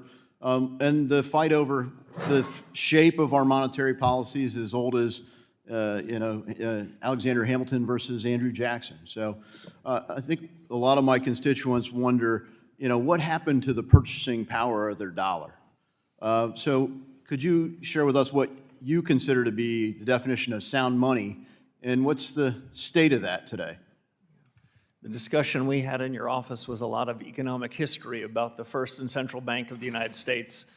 I'm gratified that this is our third central bank in the United States, and it's more than 100 years old, and hopefully we've learned some lessons. One of those lessons is ensuring that we are as focused, at least as focused on the real economy as we are the financial assets and what's happening on Wall Street. This committee had long committed to a 2% inflation target. That is our resolution. That's what I'm here to say and double down on. But as we discussed privately, I'll say publicly, my broader definition of price stability is a change in prices such that households and businesses don't have to worry about it, don't have to think about it. And the test today about whether inflation is too high is represented by this committee. Inflation is the dominant set of questions because it matters to households and businesses. I'd like the change in prices to be such that no one's talking about it. That was a definition from the Volcker era, and I dare say the Greenspan era. It should suggest to you that as I sit here today, this Fed will deliver price stability consistent with what we have been saying for several years, which is inflation shall be delivered at a level of 2%. That broader price stability objective is still one in the back of my mind, and we'll see whether there's further reforms to be had. Yeah, thanks for clarifying, because if you measure it by what people are talking about, they know that the affordability isn't there, they know the purchasing power isn't there, and whether you put it in number like 2% or whatever, you look at, for the long run, it's been significantly higher than 2%, but it seems like one of the biggest roles of the Fed is to prevent deflation. And if you're going to have a number where the mean is 2%, and you've got a long period of time where you've had it well above 2%, you'd have to have some significant periods of time where it would be below that. But I wish you the best in your challenges, because my constituents are counting on us to get this right. It truly is one of the most consequential things for our country. Sound money is truly essential to defending freedom. So I think the stakes are really high. One of the things that we look at is the connection to the way that the market functions. The Federal Reserve covers massive fiscal deficits, and they certainly do that when they're the purchaser of treasuries. They load up their own balance sheet. In some ways, you don't get a price signal. What's the real 10-year? What's the real 30-year? Well, when the buyer is the Federal Reserve, you don't know whether they're creating a higher rate or preventing a higher rate from happening because it distorts the market. And we also talked about in this regulatory role, there's a sort of bridge between the Federal Reserve as a regulator and a monetary policy role. So I wonder, when we think about what we created with this version of the Federal Reserve, do you consider the Federal Reserve subject to executive authority? I mean, when there are executive orders that are issued, let's say just relating to the regulatory side, not monetary. I get some of the concerns on steering monetary policy. Presidents have always had an opinion on that. Well, if you put out a regulatory framework and the executive order relates to the regulatory structure of the Federal Reserve, is the Federal Reserve subject to executive orders? So it's a good question. Let me say a word, if I can, in 53 seconds about that, and go back, if I can, to say something about what you were talking about in setting prices rather than taking prices. First, as you know, I'm prepared to do everything I can to ensure the independent conduct of monetary policy. You can hear from all sorts of people, but we're going to call it the best we see it. On regulatory and supervisory policy, I do think it works best when the bank regulators, who you've all given authority to, when we can work in concert. I tend to not like it when there's a regulatory arbitrage, if an institution's trying to choose between whether to be regulated by the OCC, the FDIC, or the Fed. So I'm encouraged to have a robust discussion with my colleagues at other bank regulators about what we think is the right public policy. But if we think that the right public policy is different than theirs, we'll put it out for comment and notice, perhaps even as early as Saturday. Gentleman's time is Thank you. My time has expired, and I yield back. Chair recognizes the ranking member of our Subcommittee on National Security, Ms. Beatty, also of Ohio, for 5 minutes. Thank you, Mr. Chairman and Ranking Member, and to you, Chairman Warsh. Thank you for being here today. And let me first start out by thanking you for reaching out to have a dialogue with me, and I look forward to making that happen. Also, I certainly appreciate your response, particularly to Congressman Meeks and Congressman Foster, on you holding firm on independence and that you would protect the data and the law. That goes a long way with me.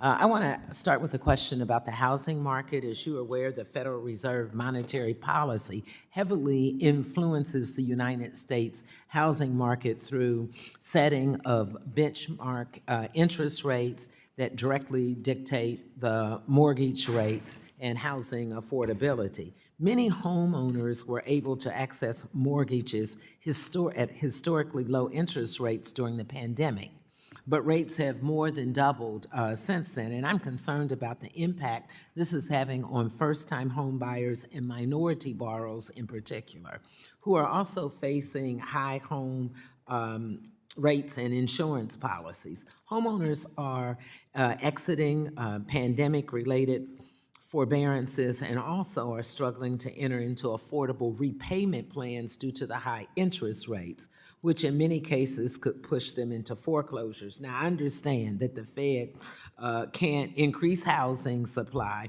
or prevent foreclosures directly, but I'm interested to hear your thoughts on the impact of rate hikes on the housing market, especially for those more vulnerable homebuyers. And certainly, you know, we have a new amazing housing bill, the 21st century. I have to get that plug in, that I have 6 bills in that. So now I yield to you. Thank you, Congressman. We stay out of housing policy, and as the debate that's been had in this room suggests, you all have a lot to say about what housing policy is going to be, but I don't want to suggest that we don't touch it. We don't target housing, we don't target any particular sector, but the decisions we make have a big effect on housing. Yes. And housing plays a huge role in most households' family budgets, in their savings, so we recognize the importance of it. And rate hikes. Correct. Absolutely. We, as I said in my opening statement, I think broadly about the conduct of policy today. I sounded quite optimistic about what was happening in manufacturing, what was happening in output, but you heard me say a somewhat more cautious note about housing. And I think that's in part because monetary policy, when rates were cut to extremely low levels, provided what was thought of as a once-in-a-lifetime opportunity to get the first house. I would prefer a set of monetary policies that are not boom and bust, that don't just make one generation more fortunate about being able to afford their first home than the next.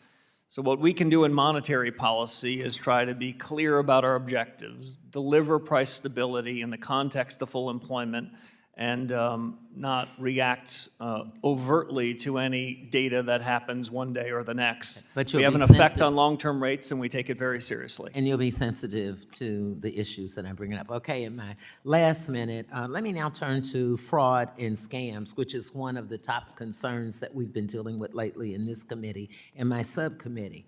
As you know, payment frauds, including scams, often involve multiple institution and payment methods, and no single agency or entity can solve it alone. What specific role do you believe the Fed Reserve should play in helping build a more coordinated cross-sector approach to frauds and scams? Yeah, so it's another fair one. The Financial Stability Oversight Council, which the Fed is a key member of, fraud is on that agenda. That committee is run by the Treasury Secretary under the law, but the Fed has equities there, and the Fed needs to ensure that, especially with this new generation of technologies, that the American people don't lose confidence in our payment system, don't lose confidence in the banking sector that we regulate. So we do have an important role to play there as well. I'm gonna interrupt only because I have a few seconds later. I'm glad you mentioned this new generation. I've received feedback that better information sharing between financial institutions and online platforms is key. Do you agree? Absolutely. Real-time information between lender and borrower is a way to make credit more available to more hardworking Americans.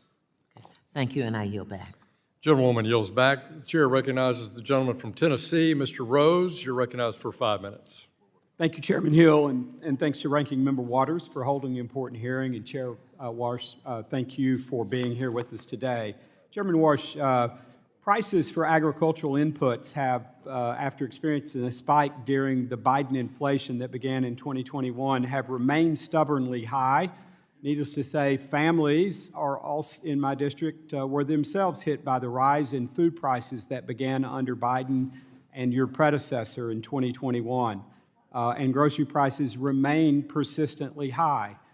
This strains household budgets and makes it harder for people in my district to put food on the table while also paying for all of life's other necessities that are also more expensive following that inflationary period. We saw in the 1980s how hard it is to deal with persistent inflated prices and the difficult decisions it can place on the Fed to get and keep them under control. Can you please tell us what is the Fed doing and what do you intend to do to ensure that a resurgence of inflation does not materialize? So that's job number one. We cannot, I don't want to overstate, we cannot have a direct, immediate effect on short-term particular prices at the grocery store or in agricultural goods. But the job you gave us, and the job we are resolute about accomplishing, is to make sure that any short-term changes in particular prices don't broaden out, don't change to a generalized change in the price level. Unfortunately, that's what's happened for the last 63 months, and those days have to be a thing of the past. I'll make one other note. Good economics, going back a couple of generations, talks about sticky prices. And the longer that prices have been above the inflation target, it's usually a bit harder to dislodge them and get them lower. Our job, my commitment to you, is to take sticky prices and to unstick them. Thank you. I agree wholeheartedly with that sentiment, so I thank you for your perspective. The Fed made some interesting judgment calls during the last administration when it came to its supervision and regulation decisions. Whether it was the war on digital assets, the crusade to make the Fed a climate regulator, or the use of reputation risk to debank disfavored firms and individuals, the Fed allowed itself to become the instrument of partisan actors pursuing goals beyond the powers that Congress has authorized. The Fed needs to stay in the lane that Congress has handed it and not veer off course whenever political winds shift. When the Fed does the latter, it undermines its standing in the eyes of Congress and the American people. Chairman, will you commit to getting the Fed back to truly sticking to its lane, and if so, how do you plan to do it? So I can make that very commitment. Our credibility in monetary policy, our credibility as supervisors, our credibility in payments, these are all tied together. And the way we erode that credibility are two things. We wander outside of our lane into your lane or into the lane of another executive branch, or we don't deliver on our promises. The first thing we can do is to deliver on our promises, and the second thing is, as you said more eloquently than I did, stick in our lane. That's what we're going to do. Thank you again. Both the G7 and the administration have issued statements or executive orders on quantum computing, encouraging financial authorities and U.S. federal agencies to step up their timetable for transitioning to post-quantum computing encryption algorithms. With just a few years until experts warn that quantum computers could break widely used encryption algorithms, what is the Fed doing to address this future risk? Yeah, so like you, Congressman, it's a future risk. Since I graduated from college more than 30 years ago, quantum computing was always just a few years away. I hope we're there this time because like in artificial intelligence, I think the United States can be a huge beneficiary. But like with AI, there's risks. I've spent quite a bit of time in my 7 short weeks at the Fed thinking about our vulnerabilities as an institution, thinking about if bad actors were to take technologies that are now at the frontier or might be with quantum in a few years and try to pressure us to do harm to the perception of the U.S. or the Federal Reserve and the system. So we need to harden our technologies. We've got an enormous amount of talent at the Fed. But the world's moving faster, and we've got to move fast with it. Thank you, Chairman Warsh. I see my time is about to expire, so, Mr. Chairman, I yield back. Gentleman yields back. Chair recognizes the ranking member of our task force on monetary policy, Mr. Vargas, California. You're recognized for 5 minutes. Thank you very much, Mr. Chairman, and thank the ranking member. Of course, I want to thank you, of course. Marsh, I appreciate, like everybody else, the communications that we had, and I want to be honest with you that I wish you the best success. I really do. Thank you. I think if you're successful, I think the Fed will be successful, and the Fed's successful, I think our economy will be successful. If our economy is successful, I think the American people benefit. So I'm one of the ones cheering for you, and I hope the best for you. Now, I have to say, though, I'm glad we're not litigating the past, though it seems that a lot of my colleagues like to. They talk about the past chair and some of the things the previous president said, so I'm not going to litigate, but I would remind them that they passed their big ugly bill and put trillions of dollars in the deficit and the debt, and they seem to forget that, so there's a little bit of amnesia there. They remember some things well, but they forget others. Now, one of the things that I have sort of strange in my background, or maybe not, I studied to be a Catholic priest for a long time. I was a Jesuit. And they make you do things that are kind of odd when you're starting off as a novice. One of the things they made me do is to take communion to people who were sick.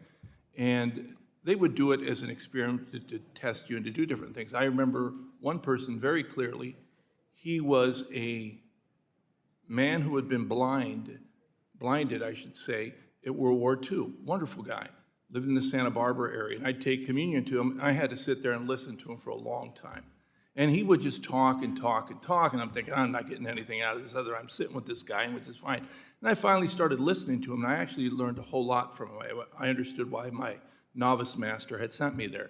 And one of the things he said was really interesting. I never forgot that. I said, yeah, people march around, and yeah, they look pretty in their uniforms, but you never know how a person's going to react until they're under fire.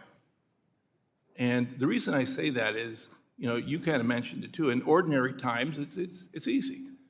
When the crisis hits, that's when the issue is. That's why if you litigate the past, yeah, okay, you can litigate the past, but the truth of the matter is things happened.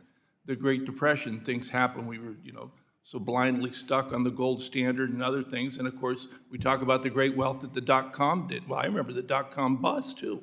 $5 trillion disappeared just like that. And then of course you talked about the 2008 crisis when you were here. And all of a sudden there you had, the government working together, the Fed chair and the Secretary of Treasury. You had to because the economy was melting down. Now, I don't wish any of that upon you, but the truth is that you could get that. You could get an AI collapse. I mean, the Magnificent Seven have really driven the market tremendously, and sure, there's great opportunities, and I hope that it is successful. But if it's not, then I hope that you also have the flexibility to figure things out. I mean, my colleagues love to talk about, what Chairman Powell did. They seem to forget that there was a pandemic and that we could have been slipping into a depression if we hadn't done some of the things. They seem to forget, too, the person who closed down the government was actually, in the economy, was actually President Trump. It wasn't Biden. Everybody blames it on Biden. I was here. It was Trump that did that. You know, the decision he made, I don't know if it was good or bad, but it was the decision he made under fire. So anyway, I wish you the best, but I do want to ask you about that. You know, what happens when, as they say, it all hits the fan? You know, how will you react? Will you react in a way that's flexible, or will you react in a way that almost seems today almost robotic? Well, I appreciate it. I take that as a blessing that my 4 years will be ones of calm and peace and price stability and full employment. So I take it in the way it was granted. But we have to be prepared for shocks that are unanticipated.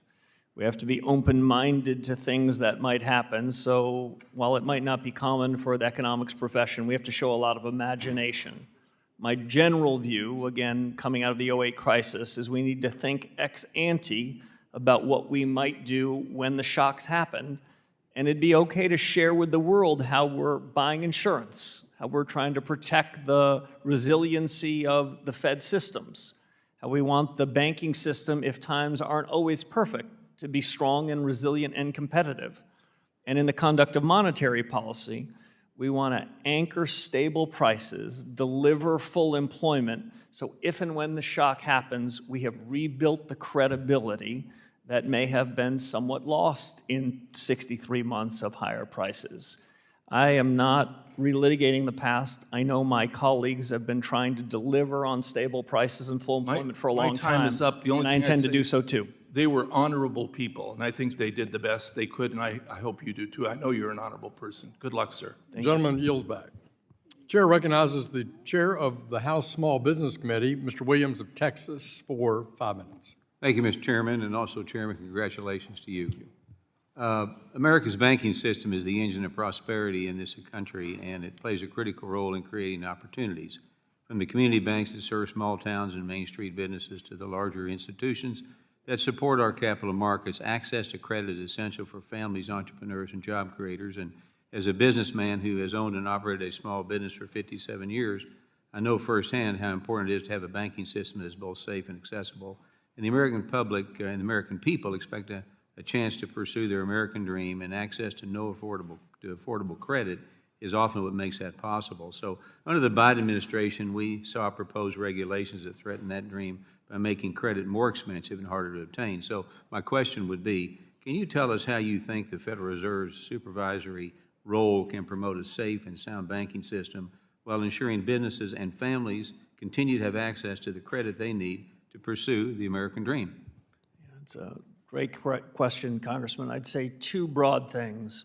One is we need a highly competitive, diversified banking system. This is the secret, one of the unheralded secrets of the U.S. economy. Our banking system is larger. The number of institutions of various sizes serve different constituencies. I think part of the reason why the U.S. has grown faster than our G7 and G20 colleagues is because the banking system here is fundamentally different.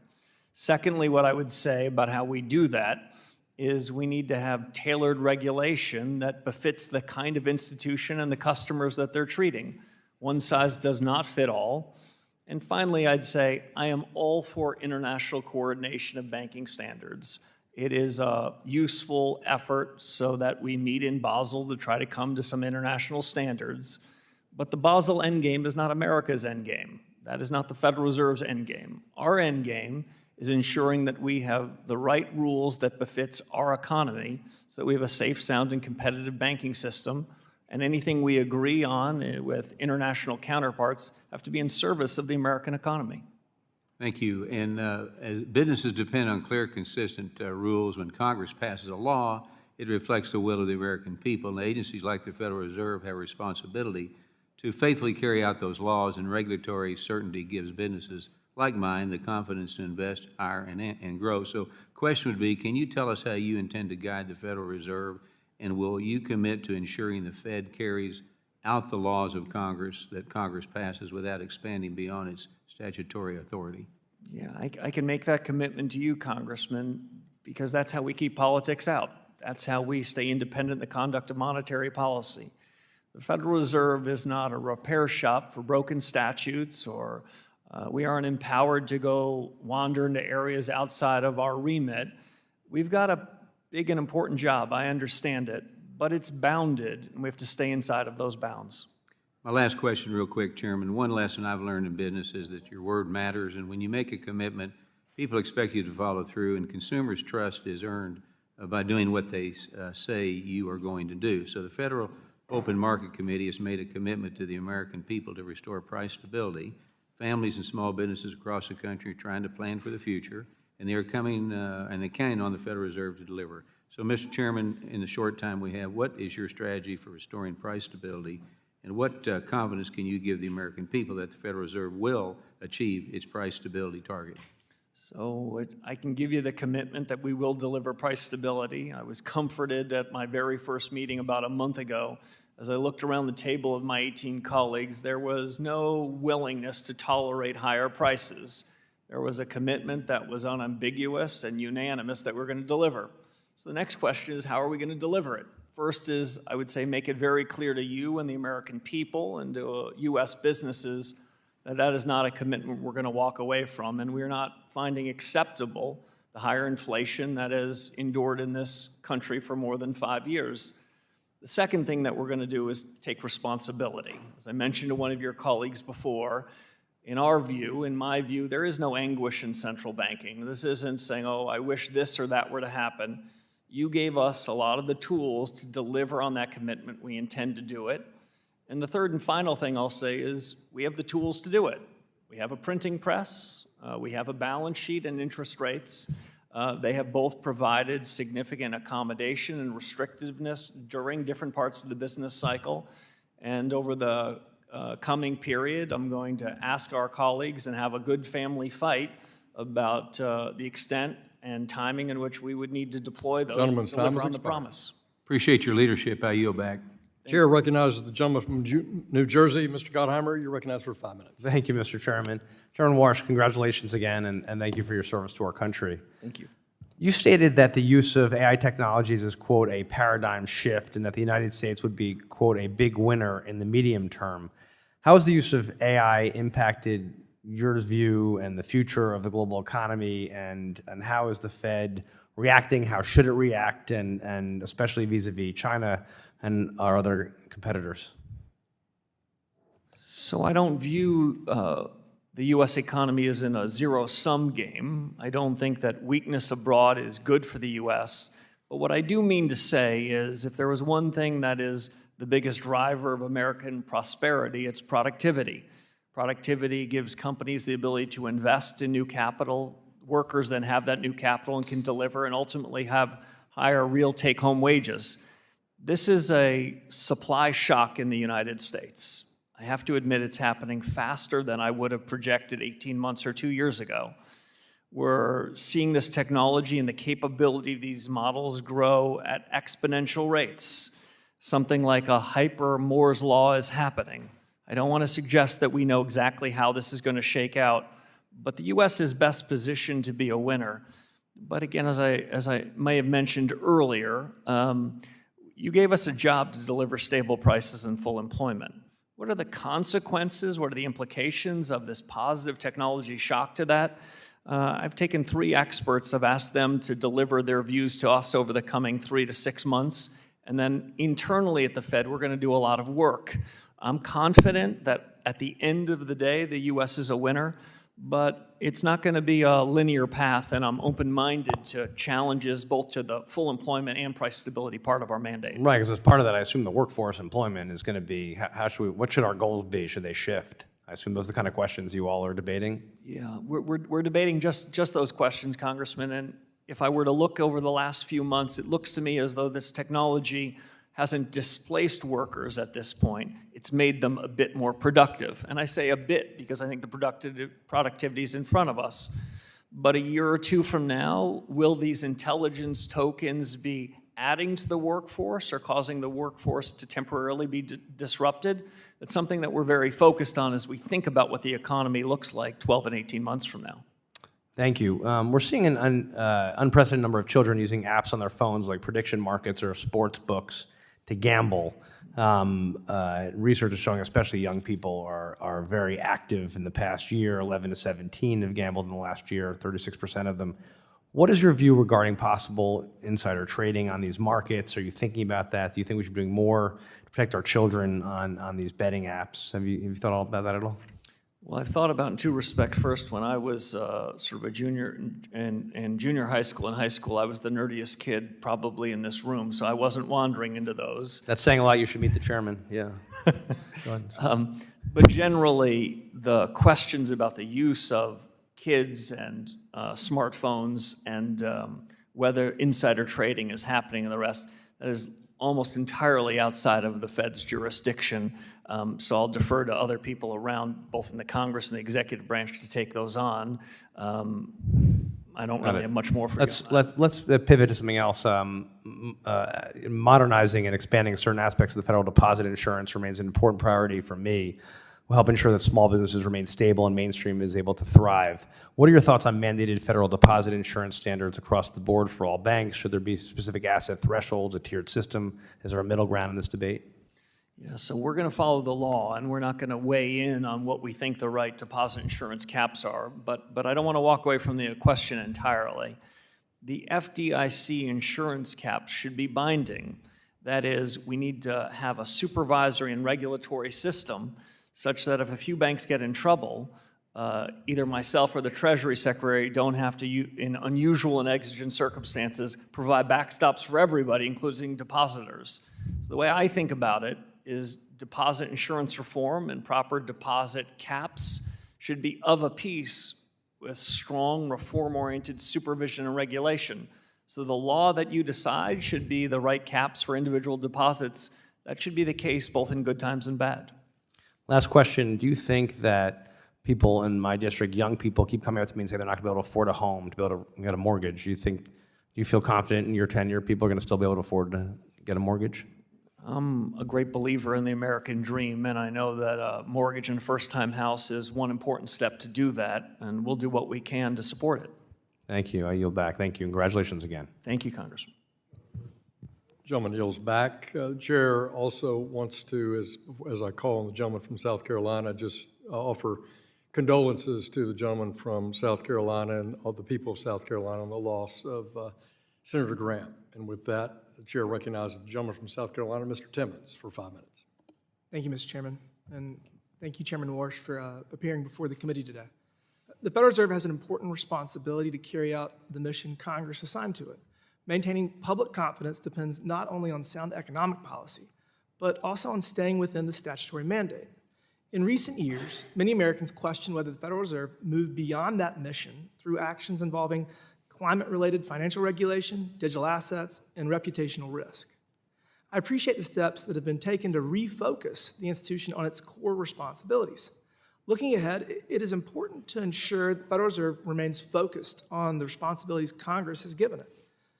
Chairman Warsh, what steps will you take to ensure that the Federal Reserve remains faithful to its statutory mandate and develops institutional guardrails that prevent future departures into area beyond the authority Congress has delegated? So this is no time to wander, Congressman. The job you gave us that's clearly in the four walls of our authority in monetary policy and payments and supervision and regulation, we're early in a reform agenda. All of our assets, all of our resources, the remarkable talent of my colleagues need to be focused there. Good intentions are not enough, and it is not the culture of the Fed or the best of the Fed's traditions to wander into areas that are not our responsibility. And when we do, we sacrifice the credibility we need to accomplish our core tasks. Thank you for that. More broadly, the issue of mission creep has challenged many federal agencies over time, and the Federal Reserve has not been immune. Following the financial crisis of 2008, the Federal Reserve assumed an increasingly expansive role through extraordinary monetary interventions. More recently, the institution became involved in matters such as climate-related financial supervision, digital asset regulation, and the application of reputational risk in bank supervision, leading many to question whether these activities extended beyond the responsibilities Congress intended the Federal Reserve to perform. Mission creep carries meaningful institutional cost. It diverts resources from core responsibilities, exposes agency actions to legal uncertainty, and risks undermining the Federal Reserve's credibility as an independent institution that derives its authority from Congress rather than from evolving policy preferences. A central bank is strongest when it exercises the authority Congress has granted with discipline and restraint. So, Chairman Warsh, as chairman, what principles will guide your efforts to ensure that the Federal Reserve remains focused on its statutory responsibilities and resists institutional pressures to expand beyond the role Congress has assigned? The most important thing at the Federal Reserve, as I mentioned before, is not the printing press, it's our culture. And the best of the Fed's traditions tell us what our culture should be: accountability, responsibility, and performance. By reiterating that, by reminding all of our colleagues that that's what drives us, I've started to do it in my first 7 weeks, but it's resonating. I hear it back in the hallways. I hear it at the cafeteria. And so at some level, people might think of this job as getting the answer right, well to the right of the decimal point, and occasionally we do have to wander there. But in order to deliver on what you've asked us to do, I've always thought that most of this job is the left of the decimal point. We're going to get the culture right, we're going to get the strategy right, we're going to get policy right, and we're going to get the organization right. And if we can do those big things, getting the right answer to the right of the decimal point, I think will be a lot easier. Thank you for that. I would also like to discuss inflation, because maintaining price stability remains one of the Federal Reserve's most important responsibilities. American families have experienced the highest inflation in more than 4 decades.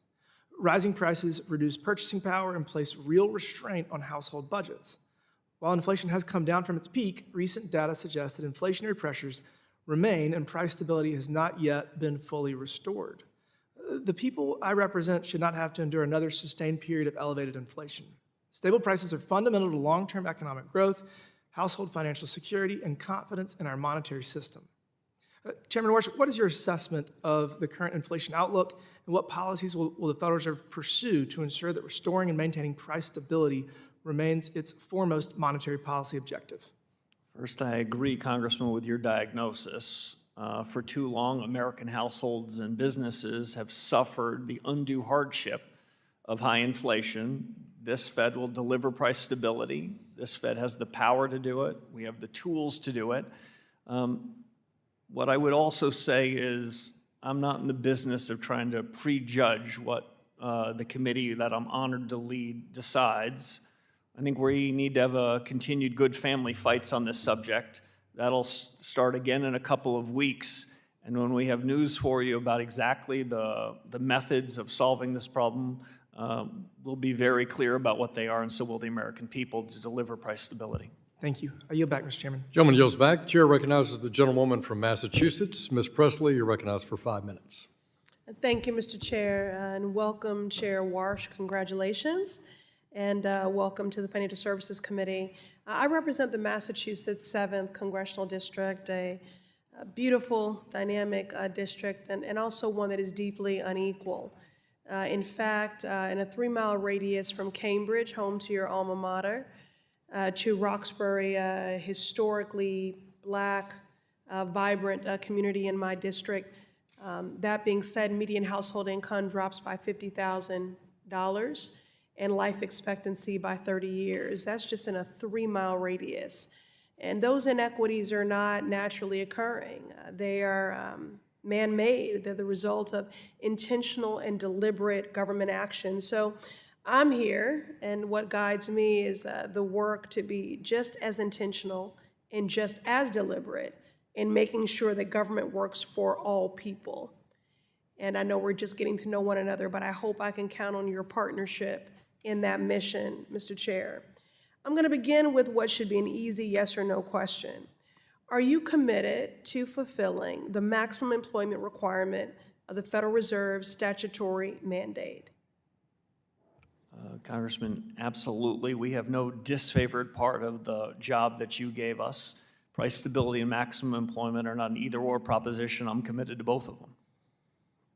Well, that was my next question, if you viewed this mandate as equally important as the price stability mandate. Now, Since Trump took office, hundreds of thousands of people have been pushed out of the federal workforce. The current unemployment rate is 4.2%, which is higher than when Biden left office. And if you look deeper into the data, Black unemployment writ large is at 6.6%. Now, the Federal Reserve semi-annual report highlights that Black people have continued to have higher unemployment rates and lower wages than white workers. This is a problem. Now, it's a problem for Black workers, it's a problem for the Black family, but it's a problem for everyone. It's a problem for workers like Teresa in my district, who despite being educated, qualified, and good at her job, was let go from her public health position due to government funding cuts. And with the state of HHS, our country needs to employ all of the public health experts that we can find. But this is also a problem for our national economy and financial stability. Let me illustrate what I mean. According to one report, Black Americans held a buying power of $1.6 trillion in 2020. Economists estimate that 2% of Black women being fired has led to $37 billion being lost in GDP spending. So when that money is lost, it impacts everyone. It impacts our small businesses that spur local economies and workforces. So the point is, when Black workers lose, everyone loses. So Chair Walsh, given the persistent racial disparities in unemployment, will you, as Federal Reserve Chair, commit to confronting these workforce challenges that Black workers are forced to endure? So Congresswoman, I'll say this, which is the U.S. can ill afford to leave any individuals behind. The economic opportunity, which is essential for America's growth trajectory over the next 5 and 10 years, means that every American needs to have opportunities to be productive. And I believe, unlike some in the economics profession, that productivity-led economic growth is a good thing, not a bad thing. Thank you, Mr. Chairman. And I'm hopeful that the Fed, we can be supportive of opportunities for economic growth. And I want to say specifically for Black workers, because of a problem of this magnitude, there are 700,000 unemployed Black women right now. If a problem of that magnitude was happening to any other group, we would do the analysis and we would have a plan. So I'm going to ask of you what I asked of your predecessor, for you to come and brief the Congressional Black Caucus on your strategies and efforts specifically to the Black worker, given the disparate impact. You know, you've talked about your refusal to tolerate a persistent high inflation. I need the same rigor, the same vigor, and the same commitment when it comes to the Black worker. It's already a part of your mandate. So American workers, no matter their backgrounds, have my commitment to do what we can at the Federal Reserve to make sure they have all the opportunities in front of them, regardless of any characteristic. Well, Mr. Chair, experts believe we need targeted structural efforts to address unemployment disparities. So I'm asking Gentlewoman's for time focus. is expired, and Okay. invite the chairman to answer your question in writing, and thank you. Chair recognizes the chair of our Subcommittee on Oversight and Investigations, Mr. Muser of Pennsylvania. You're recognized for 5 minutes. Thank you, Mr. Chairman. Thank you, Mr. Chairman. We also appreciate very much yours and Vice Chair Bowman's work on fraud and scams. We have a report coming out next week from my subcommittee, which we'll be looking forward to sharing with you. As you know, CPI came out this morning. Well, underestimate, we could say. For all intents and purposes, the underlying economy is strong. The small businesses, community banks I speak to for the most part, throughout Pennsylvania, report steady demand and positive business outlooks. As well, the businesses are profitable. Tax revenues for the federal government are up 6.9% in 2026, which is phenomenal. In Pennsylvania, by the way, they're up 2.4% this last fiscal year, and they're glowing about that, raving about that. So federal revenues are way up, which shows businesses, again, are profitable. Many of us in this committee have made the case for quite a while now that the Fed needs to review the big picture, as you've been making commentary towards. Supply-side growth and lower interest rates are not in conflict. They are, in fact, very often complementary. As lower interest rates encourage more cap investment, they can put downward pressure on inflation simply by using the well-known equation: when supply exceeds demand, prices go down. I'm glad you appreciate that very much. So, Mr. Chairman Warsh, you've created these task forces, which we're all pleased to see, I think, and will you express how these task forces will help achieve the Fed's goal of 2% inflation? Thank you, Congressman. I'd be happy to. The 5 task forces are an attempt to go back to first principles, ask whether the way the Fed has conducted business for more than a generation, the way we've gathered data, the way our models make forecasts about what's going to happen next, our understanding of changes in productivity and changes in the supply side. These are all big fundamental questions, and I think we are better equipped to make smarter decisions on policy so that we can deliver price stability and full employment if we get the benefit of some outside views. Again, we're going to then decide what to do with them. We're going to make the decisions. We're not going to outsource them. But if there was ever a reason after a long period of inflation that was too high to go back to first principles, this is it. And like you, while I reviewed the data that came out this morning on CPI, and it was positive relative to expectations, I'm not for cherry picking. I'm not going to show up here and say mission accomplished. And what I'd say is there's plenty of work to do, and I would feel more confident if we had better data to inform our decision making. We have a task force that's going to be focused on doing just that. And I know you're also going to utilize the balance sheet process as well. You've critiqued the QE planning or activities for a while. You've stated you plan to reduce the Fed's balance sheet. How do you plan to do that, and what role does the private sector play? On the balance sheet, again, I don't want to prejudge the conclusions of the task force, and I can't speak for 18 of my other colleagues. But as a first approximation, I'll say now what I've been thinking for years. In normal times, the Federal Reserve should be a price taker, not a price maker.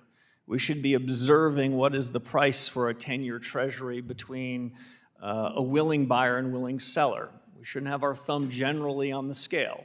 Now, when it comes to a crisis, I don't want to suggest that we're going to be able to sit on the sidelines. I would hope we could, but I can't say that for sure. The Fed balance sheet, both its size and duration, are worthy of a very worthwhile review.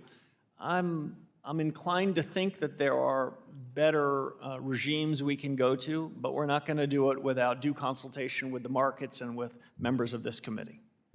Great, and certainly the reserve requirements of banks and all may put this in the hands more so of the private sector, as I think you believe.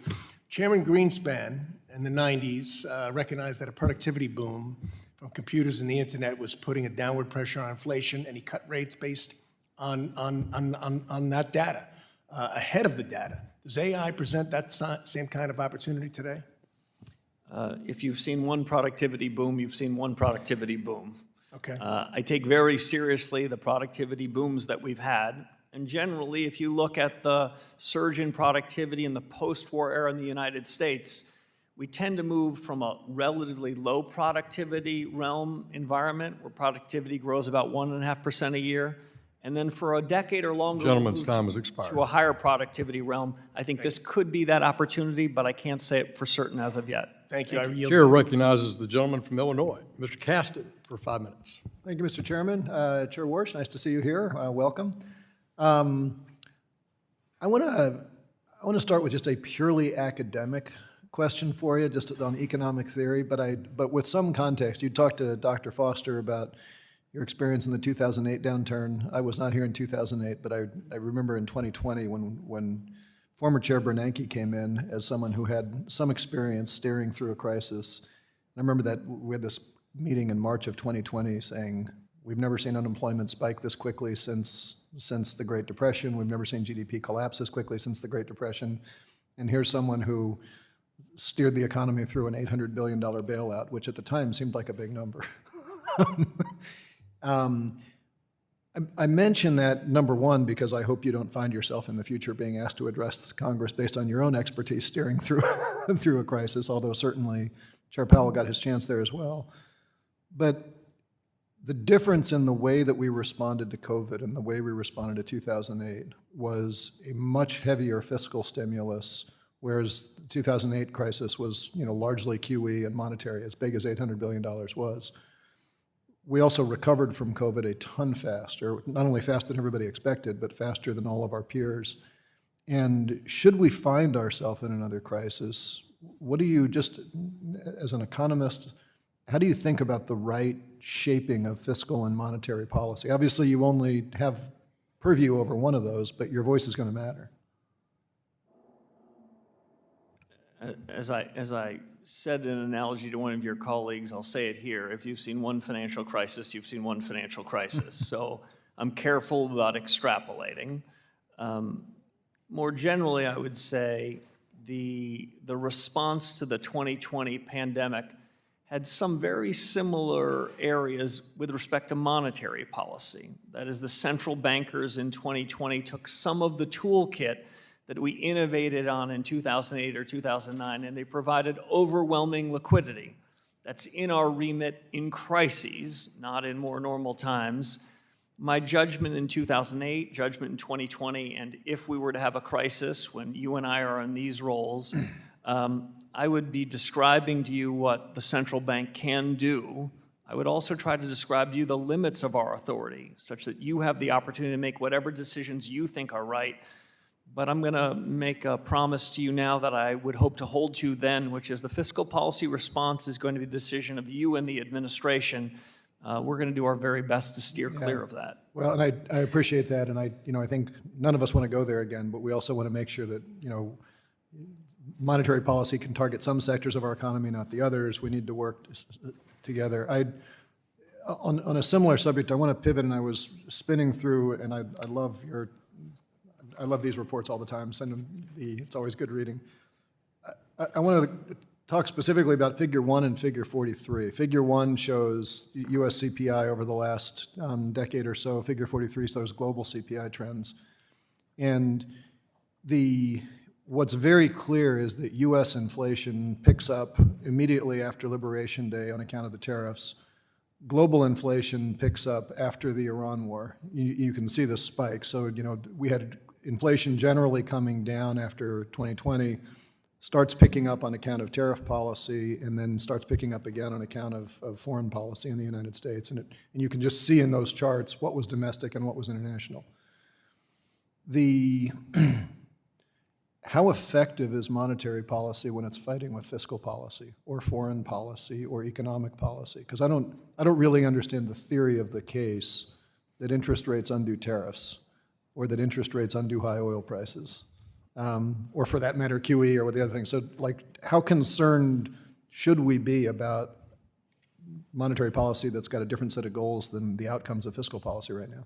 So generally, Congressman, I'd say a couple things. First, we are takers of the fiscal policy decisions that you and your colleagues make.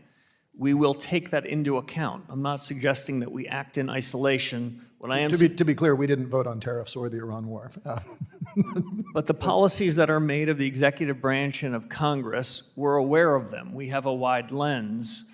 But we then take those on board and make whatever decisions we best can consistent with our remit. Do you have the tools to counter them? We have tools that are powerful. Whether they're working at cross purposes or consistent with them is never easy to know in real time. But let me make one other important distinction. Military conflicts overseas, changes in trade policy, changes in immigration policy, those have an effect and we can take them into account. Often they have an effect on prices in the short term. Time has expired. Our business is whether those prices in the short term end up spreading out, and that's our responsibility. I'm out of time, but let's stay coordinated would be my request. Chair recognizes the gentlewoman from California, Ms. Kim, who also chairs our Asia Pacific Subcommittee on House Foreign Affairs. You're recognized for 5 minutes. Thank you, Chairman and Ranking Member, for hosting today's hearing. And Chairman Warsh, welcome. This, I understand, is your first appearance before our committee since your confirmation, so congratulations.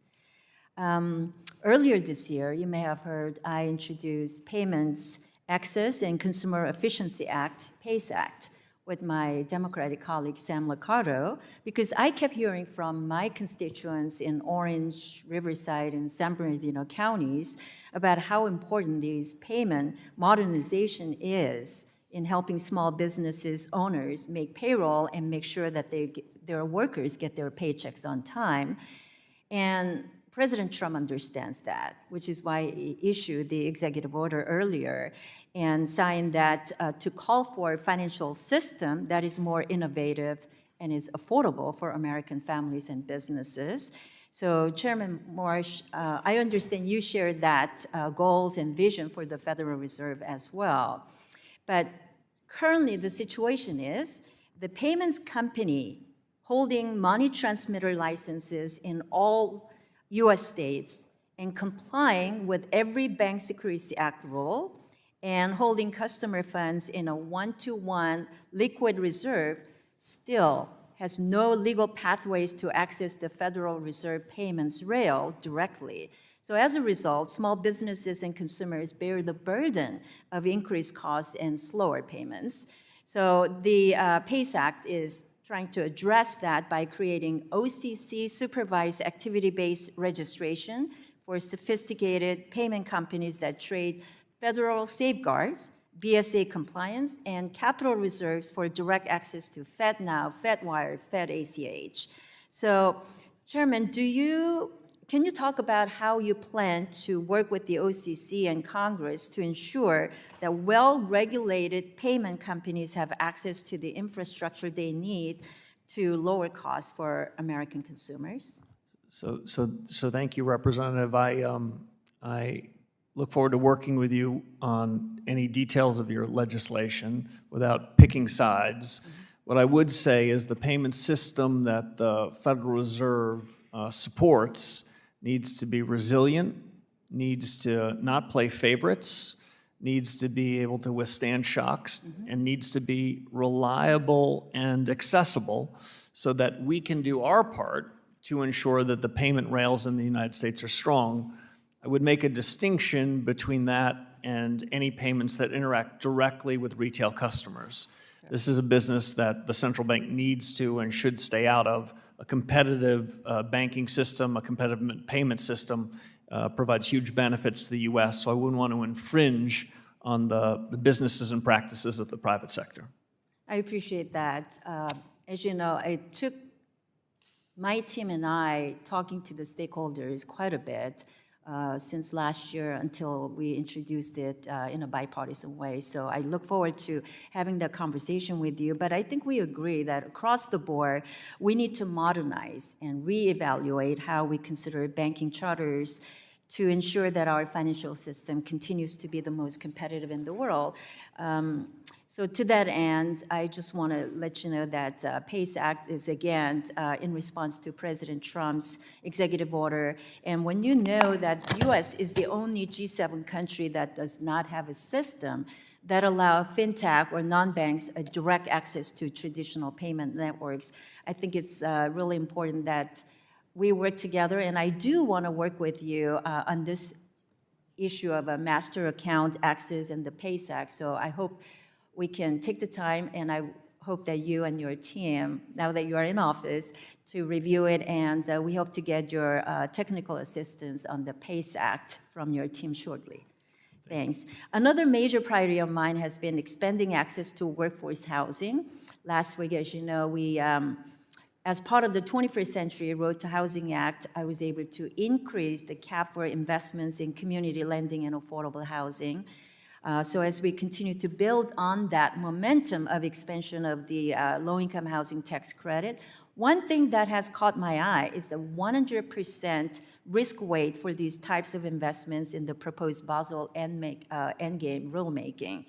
Historically, these types of investments are extremely low risk, with very few resulting in foreclosure. So, Chairman Warsh, can you offer any insight into how you are considering the risk weight for these investments? Mr. Chairman, I'd invite you to answer that question offline as the gentlewoman's time has expired. Chair recognizes the gentlewoman from Michigan. Ms. Tlaib, you're recognized for 5 minutes. Thank you, Chairman. Thank you, Chair, for being here. You know, public transparency and democratic accountability is important to American people, not just to my residents at home. So just bear with me here in regards to this. You know that you've said that the Fed should talk less to reduce the influence on financial markets. Is that correct? When the Fed speaks, it should matter. Yeah. But there's a difference between giving less guidance to traders, you know, but explaining less to the public is what I'm concerned about.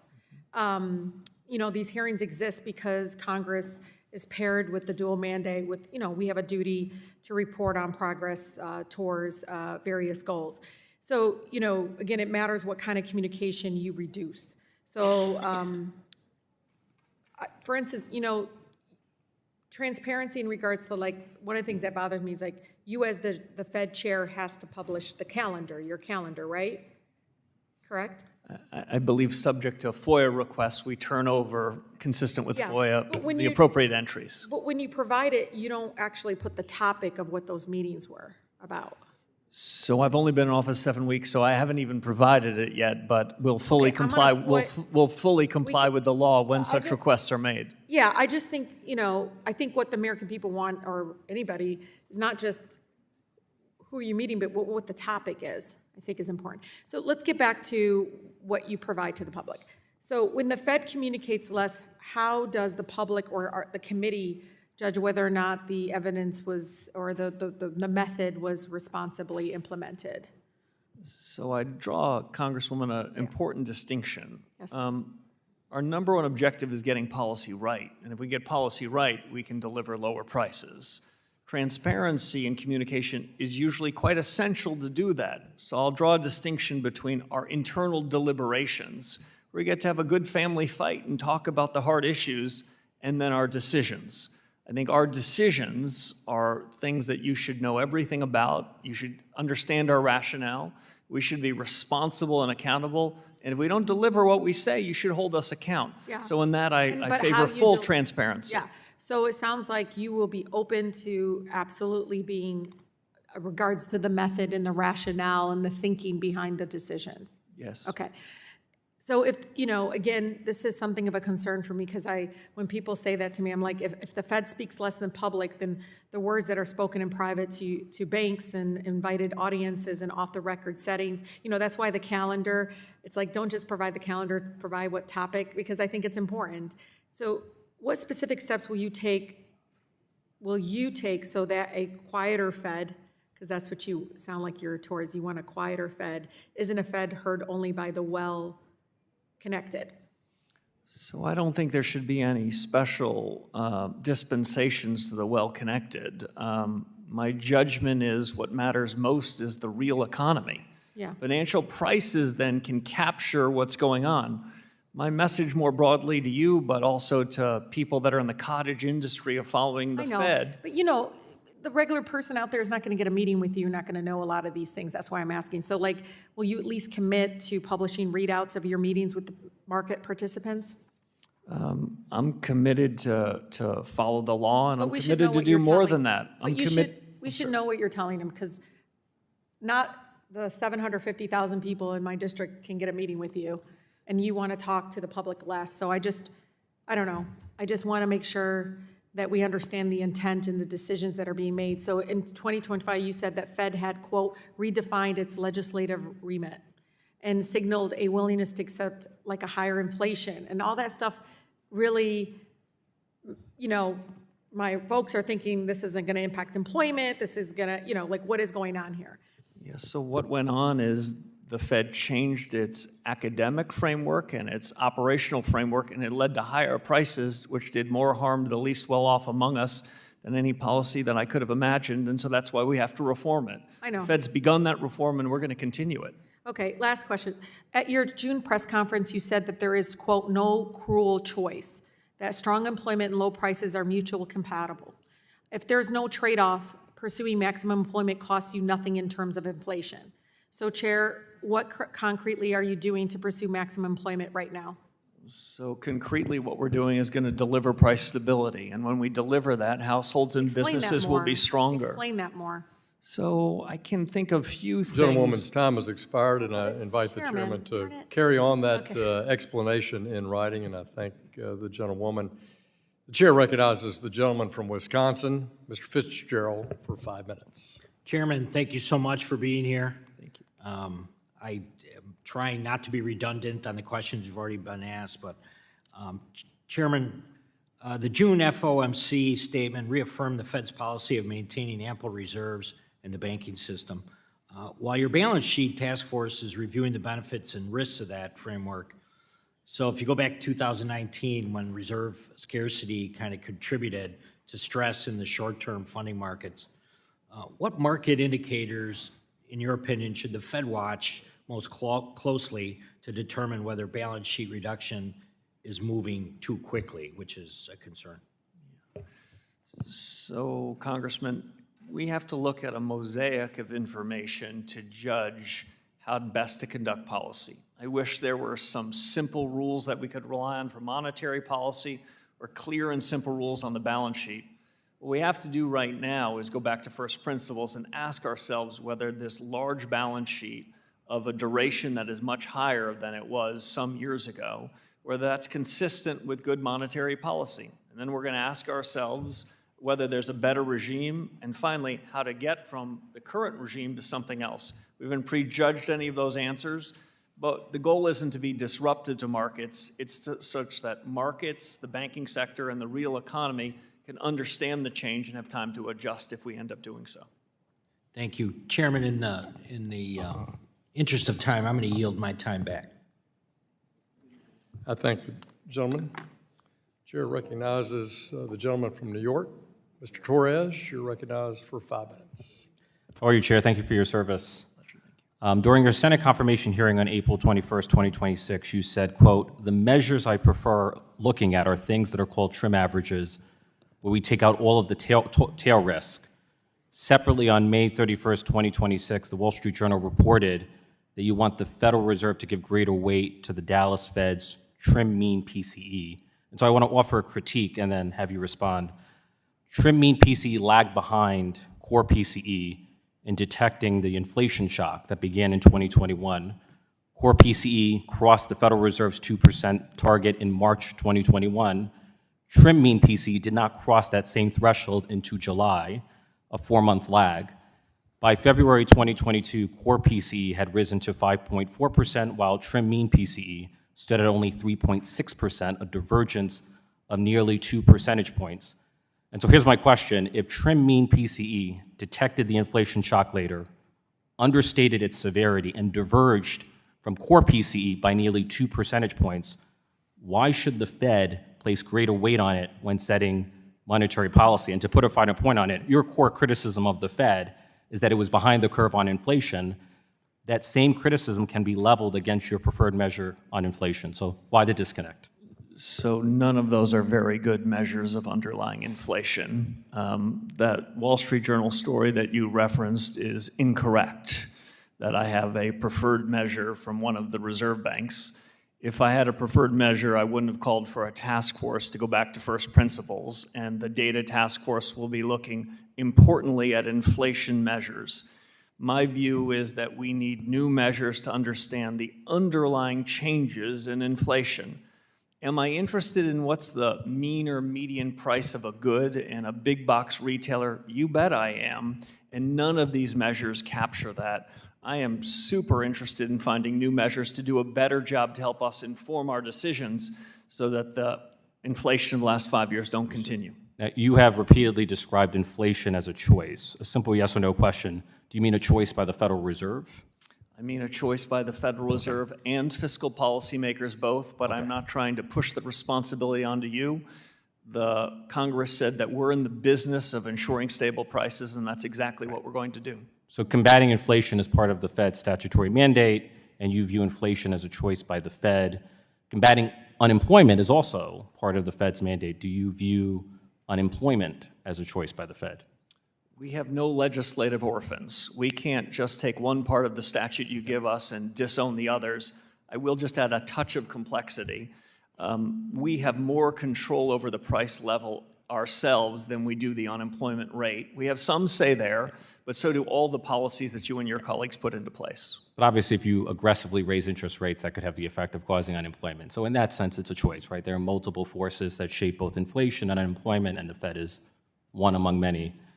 Quantitative easing. Do you believe quantitative easing is inherently inflationary? Yes or no, and then? That question I can answer simply. I don't think it's inherently inflationary, especially if we adopt quantitative easing in the depths of a crisis. It can often provide liquidity to markets that need it. So from 2008 to 2014, the Federal Reserve's balance sheet grew by a factor of 5, from about $900 billion to about $4.5 trillion. Yet over the same period, average headline PCE inflation was 1.7%, and average core PCE inflation was 1.5% below the Fed's 2% target. So the notion that quantitative easing may be inflationary fails to explain the non-inflationary effects of a multi-trillion-dollar five-fold expansion of the Fed's balance sheet from 2008 to 2014. Can you explain that for me? Yes, Congressman, I can. If the balance sheet expansion were our only policy tool, then that is a reasonable conclusion to draw. But we have several policy tools. The dominant one is interest rates. And so we need to think about both of them in the context And of I want to monetary quickly policy. interject. Do you believe changes in the size of the Fed's balance sheet have an effect on inflation comparable to changes in interest rates? You had me except for comparable. They can substitute for each other. They can complement each other. But you don't see them as comparable? But the balance sheet, they have different effects. Okay. The balance sheet tends to work more through asset prices first. And I want to interest interject. rates more through the real economy. Do you acknowledge that IORB weakens the relationship between the size of the Federal Reserve's balance sheet and inflation?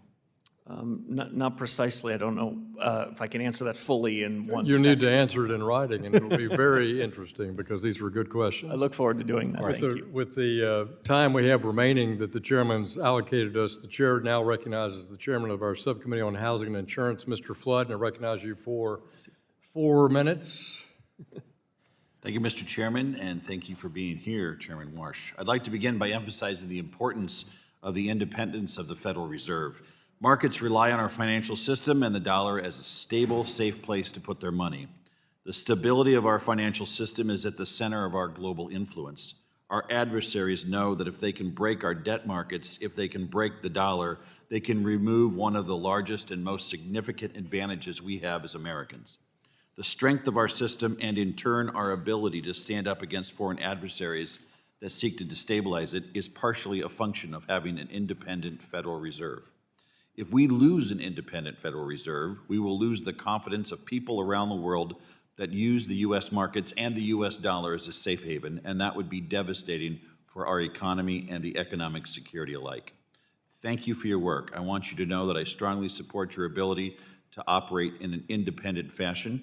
And to that end, Mr. Chairman, before I get into the rest of my questions, I wanted to give you an opportunity to speak on the importance of an independent Federal Reserve. Thank you, Congressman. I'm happy to do it. The Fed will remain independent on my watch. Fed independence is essential to the proper conduct of monetary policy, and I expect and will ensure that monetary policy is independent over the 4 years of my term. And like you, I think it provides extraordinary benefits in everything we do and strengthens the role of the United States and the U.S. dollar in the global economy. Really appreciate that. Next, let's talk about the Federal Reserve's balance sheet, kind of following on what Mr. Torres was talking about. I've had longstanding concerns with the effects of the long-term effects of the Federal Reserve's balance sheet. In particular, I also worry about the use of quantitative easing in times of economic trouble. It can take a long time to unwind, leading to a Federal Reserve balance sheet that continues to grow and grow over time. Mr. Chairman, would you mind commenting just broadly on the use of quantitative easing in monetary policy? I'd be happy to do it, Congressman. In periods of crisis, when markets aren't clearing, I am willing to be quite aggressive in what the Fed does with its balance sheet, the assets that we buy as necessary in unusual and exigent circumstances. But when crises are over, monetary policy, in my view, should be driven almost exclusively by interest rate policy. One of my former colleagues said it best when he said, interest rates get in the cracks. I'll go on to say, interest rates don't favor one class of people versus another. They don't favor those that have financial assets more than folks that are living off their bi-monthly paychecks. So I like interest rates as the dominant ways to make monetary policy, and I'd prefer, all the things being equal, to use balance sheets when the crises are real. However, I've inherited a very large balance sheet with a very complicated set of assets, and I am open-minded to reforms, as are my colleagues, and I'm keen to continue to work with this task force to achieve that. Real quick, and I'm skipping to the end because this question matters a lot to me. I have a lot of community banks in Nebraska. It's the lifeblood of agriculture. Can you talk about how you see supervision working and respecting the role of a community bank, especially in rural America? Congressman, as I mentioned to you in your office, I'm a big believer in the diversity of financial institutions. The U.S. economy benefits enormously by not having a half a dozen big institutions at the top do everything for everybody. The ag community, other communities are well served by the banks that are closest to them. Supervision and regulation needs to take that into account. The thousands of banks that we have are an enviable good, and the Fed needs to do what it can to support them. Thank you very much, Mr. Chairman. I yield back. Gentleman yields back. I want to thank Chairman Warsh. This is season 1, episode 1 of Warsh at the Fed. We look forward to episode 2 tomorrow. We want to thank you for your testimony today. Without objection, all members will have 5 legislative days to submit additional written questions to the chair. The questions will be forwarded to the witness for your response. Chair Warsh, please respond no later than August 18th, 2026. And with that, this committee hearing is adjourned. Thank you.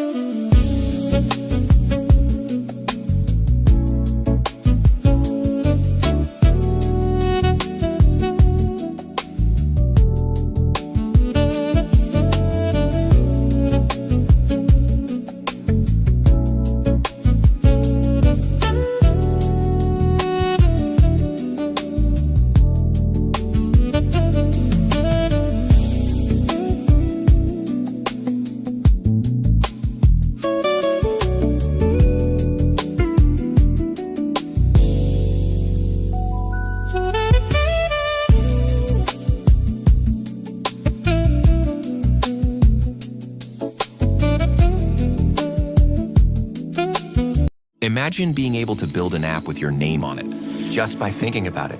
Meet Base 44, a complete AI creation platform. Describe what you want, and watch it take shape. You can plan, customize, and expand in any direction. From tools built for one to platforms ready for many. From passion projects to enterprise-grade systems. Everything is built in and ready to launch. It's a new world of creation, where you can go as far as your imagination takes you. Can you imagine it? Let's make your dream a